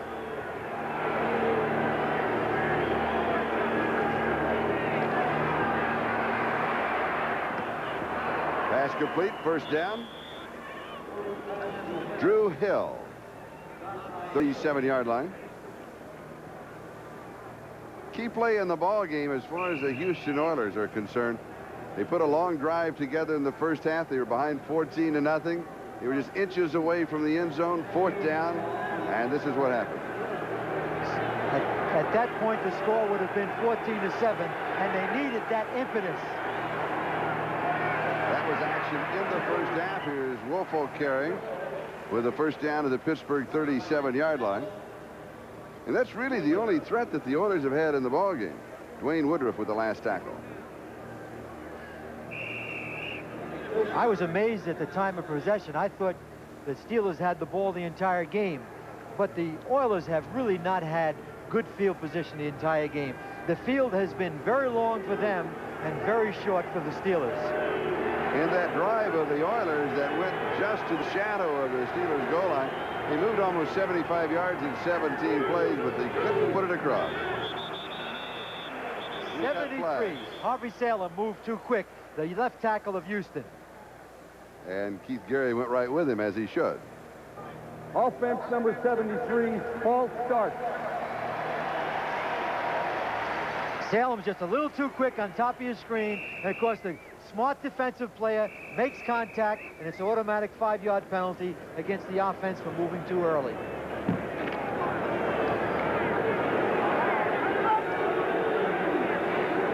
Second down, 13.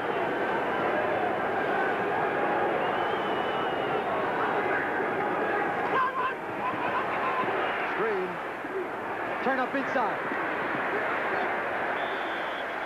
David Little with a tackle at the 39-yard line. A gain of 1. It'll be 3rd down and 12. Why are the Oilers throwing screen passes? Why not go deep? I couldn't agree with you more, but I think what they're trying to do now is settle Moon down. With 10 minutes to go, I don't know why they're doing that, because they need to get back in this game. They need to get a couple of scores on the board. 3rd down, 12.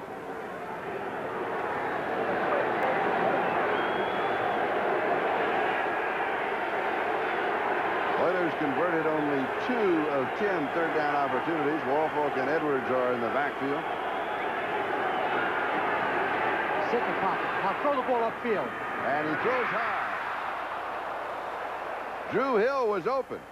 He's wide open. He just miscued. He threw the ball too high. Eric Williams, 21, had good coverage and almost came up with the interception.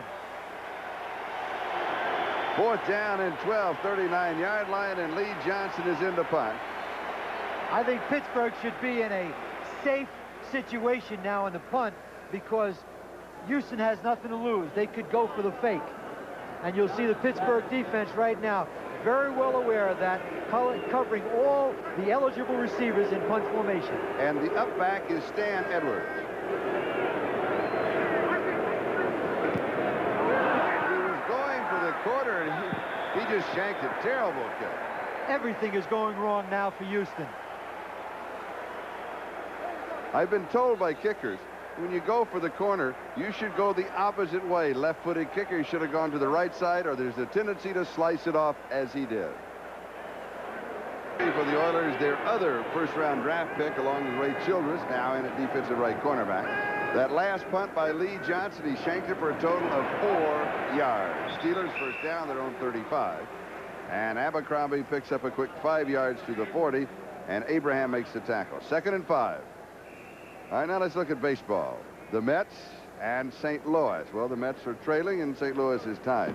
Toronto, well, they're pulling away from the Yankees. Toronto is tied and the Yankees are leading. Kansas City and the Angels. Kansas City is leading and the Angels are trailing. 2nd and 5. 9 minutes left to go in the ball game. Steelers lead it 20-0. They're taking everything away from the Oilers. Pollard, 50-yard line. Keith Bostic with the stop. A gain of 10. First down.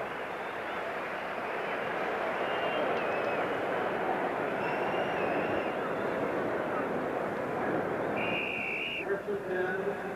Short ball on the Houston 49-yard line. Let's look forward. Houston will host Dallas next Sunday. Dallas out in front of Cleveland right now. Pittsburgh will host Cincinnati. Cincinnati in that duel with San Diego.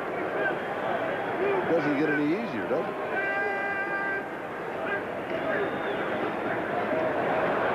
Abercrombie and Robert Lyles diagnosed him. It was a reverse. They counted Pollard, who went to his left. Abercrombie crossed the backfield to his right, and Robert Lyles, number 93, made a super play to tackle Abercrombie for a loss. Abercrombie, 16 carries, now 51 yards. Pollard, 15 carries, 82 yards.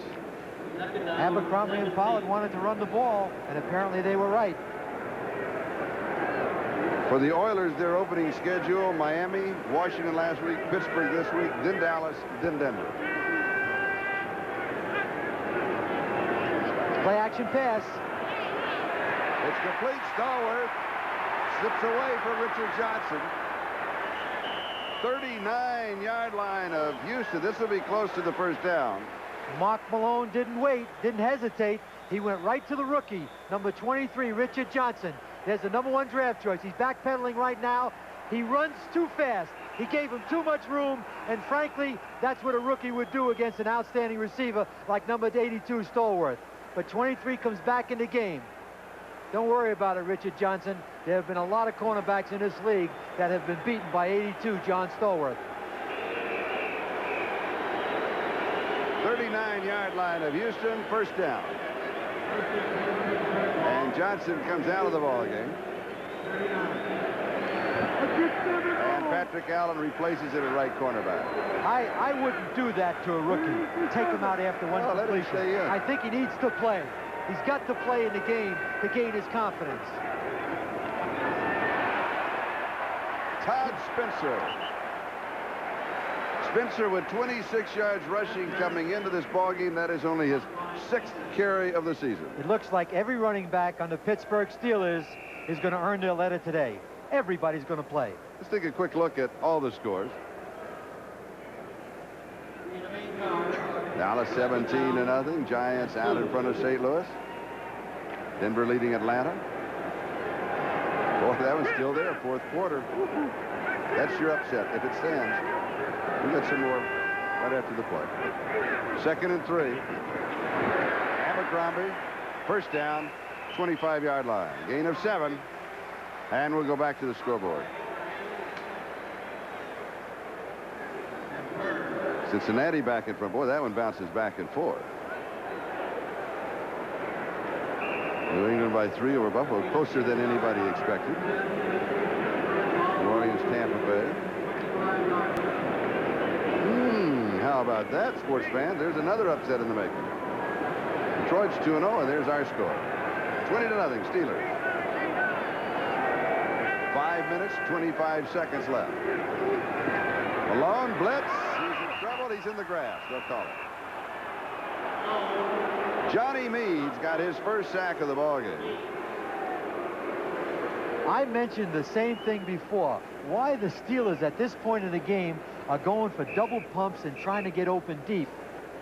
There's no reason for it at this stage of the game. Be 2nd and 18. That is Houston's 3rd sack of the game. 2nd down, 18.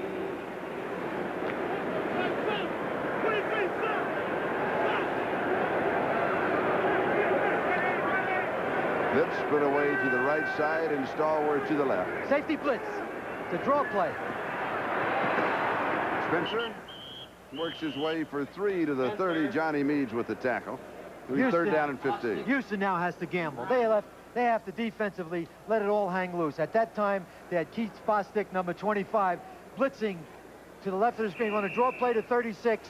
He's coming up inside the hole. Good block there by number 72. Now he breaks to the outside. Just has too much to go, but it's a good call on the part of Malone right now. And I think you're going to see Houston's defense now gamble, and it's obvious. Third down and 15. Houston bringing 5 new defensive players in. The Steelers now with 3 wide receivers.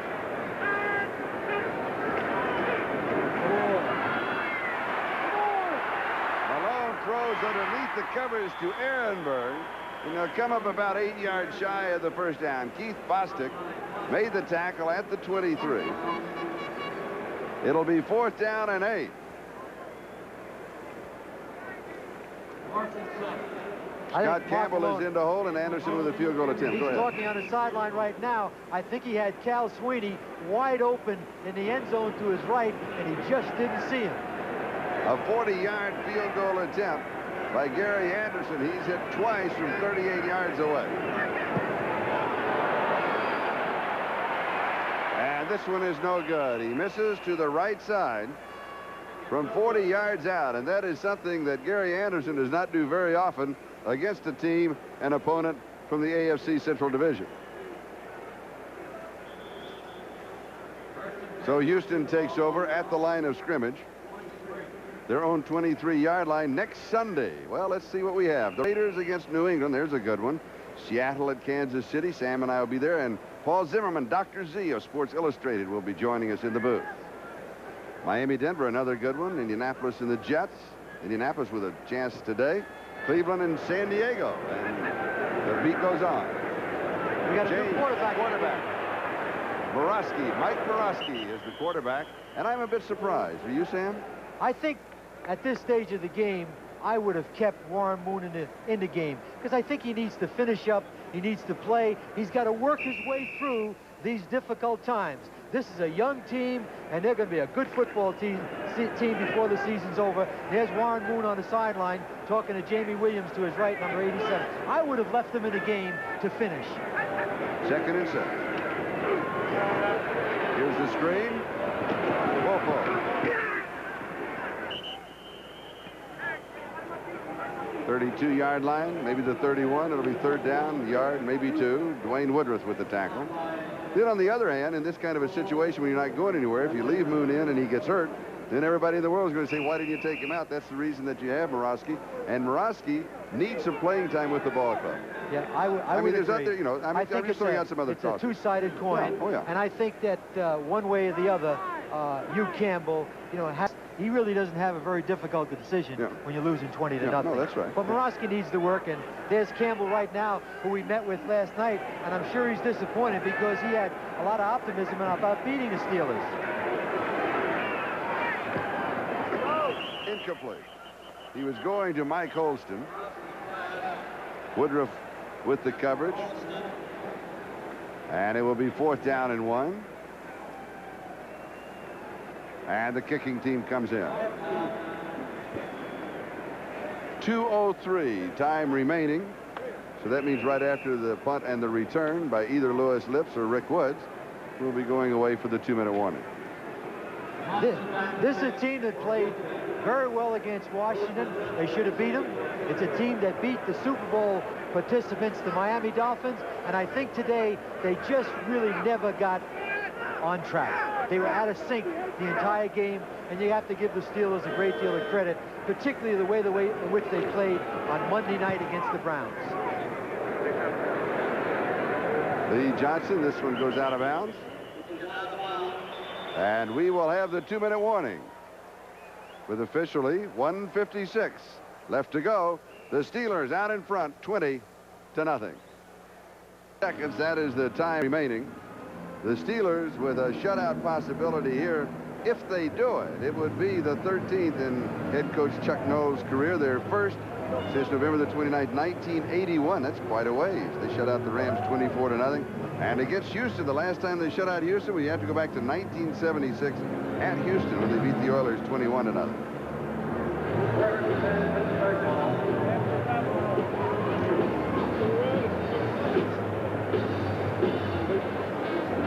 Mike Malone with a pair of touchdown passes to Louis Lips, and then a pair of field goals by Gary Anderson. He hit twice from 38 yards away, missed once from 40. And next week, Houston in the Astrodome, hosting the Dallas Cowboys. That's next Sunday. And then a week from tomorrow, Monday night, September the 30th, Pittsburgh, here at Three River Stadium, will host Cincinnati.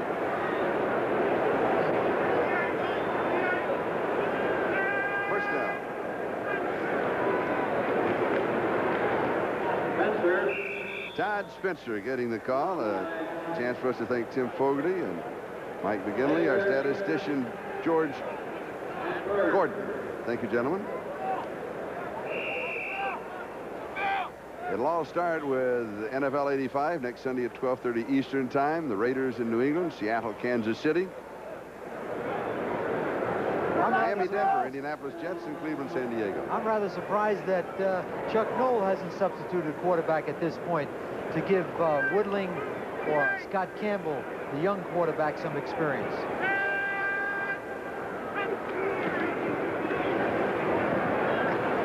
Todd Spencer. Frank Bush, rookie taken in the 5th round, makes a stop for Houston. And we're moving on the 1-minute mark, time remaining. Jerry Glanville, the defensive coordinator of Houston, was concerned before the game because of the inexperience of this young defense. But I think before the season's over, they're going to be able to play in concert with their offense. There's 37, Rod Cush, who has 4 sacks in 3 games. I think they're going to come back once they mature and be a viable defense in this league. Steelers using the 30-second clock, 6 seconds and counting on the 30-second clock. And the handoff inside to Ehrenberg. 47-yard line, first down.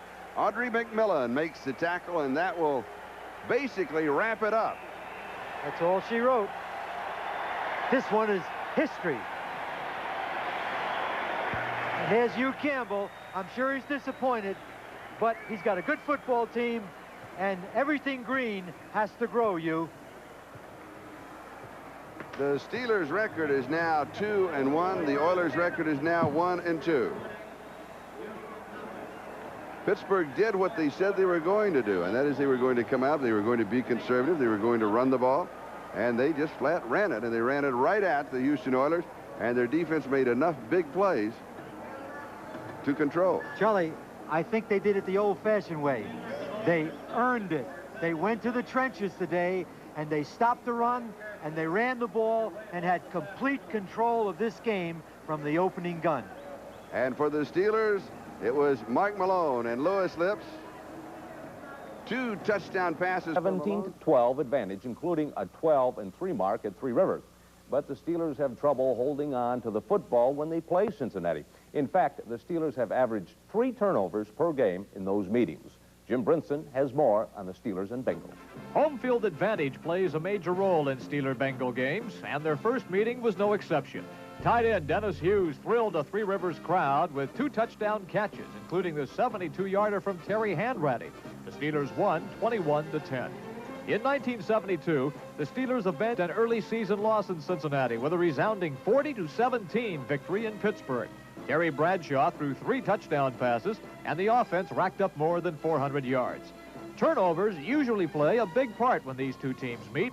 In their second meeting of 75, J.T. Thomas returned a Bengal fumble 21 yards for a touchdown as Pittsburgh won 35-14.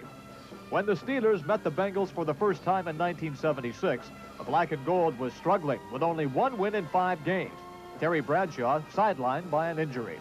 But the Steel Curtain forced 3 first-half turnovers, and reserve quarterback Mike Krusek carried out a conservative game plan. Resurrection 76 began with a 23-6 victory. In Game 2 of the 76 season, the Steelers held the Bengals without a touchdown once again. A snowstorm in Cincy made the footing tough. Franco Harris powered his way to the goal line. The Steelers won 7-3. While the Steelers were winning Super Bowls in 78 and 79, the Bengals struggled through consecutive 4-12 seasons. That's why this is one of the most shocking losses in recent Steeler history. The Steelers turned the ball over 9 times, including 7 fumbles. It was the Bengals' first win of the season after 6 defeats. The Steelers dropped to 5-2. However, the Steelers got back on the track in Week 14 of 1979, pasting Cincinnati 37-17. Terry Bradshaw hit Lynn Swann for 2 long touchdown bombs, and Rocky added a short run for 6 points. In 1980, the Bengals began a 4-game winning streak against Pittsburgh and became the first team in the AFC Central Division to win twice in the same year against the Steelers. Matt Barr's field goal attempt in the closing seconds gave the Bengals their first victory at Three Rivers Stadium, 17-16. They met only once in the strike-shortened season of '82, but needed extra time to decide the winner. Dwayne Woodruff's interception in overtime set up the game winner in a 26-20 Steeler victory. Bengal quarterback Ken Anderson has always found Steeler defenses hazardous to his health. In 1983, Keith Gary's head-twisting sack forced Anderson out of the ball game. But the Steeler defense turned heads in another way, scoring 3 touchdowns in a 24-14 win. Last year, Pittsburgh and Cincinnati split a pair. As usual, the Steelers won at home. The defense scored 2 touchdowns and set up 2 more in a 38-17 win. In Cincinnati, Kenny Anderson had to leave a Steeler game for the 4th straight time. But Turk Schonert brought the Bengals back twice. And Larry Kinnebrew's 3-yard run with 35 seconds left the difference in the contest, 22-20, a Bengal victory. Either the Steelers or the Bengals have won the Central Division crown 12 of the last 14 seasons, excluding the strike year. And the Bengals were expected to challenge for the title again this season. But as we told you earlier, Cincinnati is going in the wrong direction. When the Bengals invade Three Rivers Stadium tomorrow, they bring with them a poor performance. 3-10 on Monday night action, and also 0-3 record on the season. But by all indications, they have a better ball team than that. Oh, they're a lot better than an 0-3 team. And you look at them defensively on film, and you think, you can't believe with the personnel that they have and the schemes that they're using defensively. And they're a pressure defense that they're getting that kind of points scored against them, and they've lost 3 ball games. It's their defense that leaves a big question mark. In their 3 losses, they have given up a total of 113 points, 44 by the Chargers, while only getting to the opposing quarterback 5 times. But still, they pose a problem, as Tunch Ilkin can attest. They give you a lot of different looks. They throw a lot of crazy blitzes at you. They're a real gambling defense. What they're trying to do is get your pass protection screwed up a little bit and try to get your run blocking assignments messed up, not trying to get a mismatch, get a running back on a defensive lineman and a lineman on a linebacker and try to get some sacks and some pressures that way, and they're going to blitz you. And when the blitz comes, it will come by veteran linebackers Reggie Williams and Glenn Cameron. Reggie Williams is probably the most physical of the 2 that you mentioned, and they're going to be a little problem. But you know, we face better linebackers, and down the road we're going to have to face some more tough ones. Offensively, running back Larry Kinnebrew was the yeoman on the ground, but now out for the season, the Bengals may change their offensive approach. Kinnebrew been their bread and butter guy, who's been running the ball and doing some things for them, and they may want to put it up like they did against San Diego, so we have to be ready. And in going to the air, the Steelers have to be ready for their leading receiver, Chris Collinsworth, who at times lines up in the backfield. The inside linebackers, if it's man-to-man coverage, sometimes we're going to have to be covering that guy. And when you have a linebacker on a wide receiver, then you have problems. And we hope that we get some help deep when we have to do those things, because we don't want to be running all over the football field chasing after Collinsworth. Kenny Anderson, who for years has given opponents fits, is now on the bench. Boomer Esiason, who might be younger, is also more methodical, something the defensive line really likes. They like to throw the ball downfield, and so he's going to have to hold the ball a little while. You know, I wouldn't say that he'll sit back there forever and hold the ball, but he's going to have to hold the ball a little while for those guys to run their patterns. So you know, we should have the time to get back there to put some pressure on him. Unfortunately, Gary Dunn won't get a chance to find out firsthand. Dunn is still recovering from a knee injury, and will set this one out. Killer bee. You betcha. What happened to you last week, old Fearless One? Hey, I tell you what can I say? You got lucky. My guys just didn't come out that way. But this is another week. Okay. And I'm going to get even. Okay, let's go for it. First game, Cleveland at San Diego. Now, I'm going to take Cleveland. You might think that I'm nuts. But after last week's loss, I think their defense, especially the Mad Dogs back there, are going to be up for the task. All right, just remember that you said that you were nuts. The Chargers put 44 points on the board against Cincinnati on the Bengals' home field. Dan Fouts right now unstoppable. He's going to be pass happy against the Browns. history gone out of here, easy Charger win. Nuh-uh. That's all in the air. They're going to pick some of those off. Second game, Dallas at Houston, an intra-state rivalry. Houston, I think, is going to do that one. They got the defense. They're up, and I think they can get Dallas's number. Cowboys all the way, no question about it. Danny White's finally got the Cowboys rolling. The running game with Dorsett is clicking. Cowboys. You know, are we going to agree on any of these? Maybe. Third one, Miami at Denver. Not this one either. No, not this one. I got Miami. Okay. I think, really, because of the fact that they got it together. I mean, they can shut off. There was a lot of question about their defense.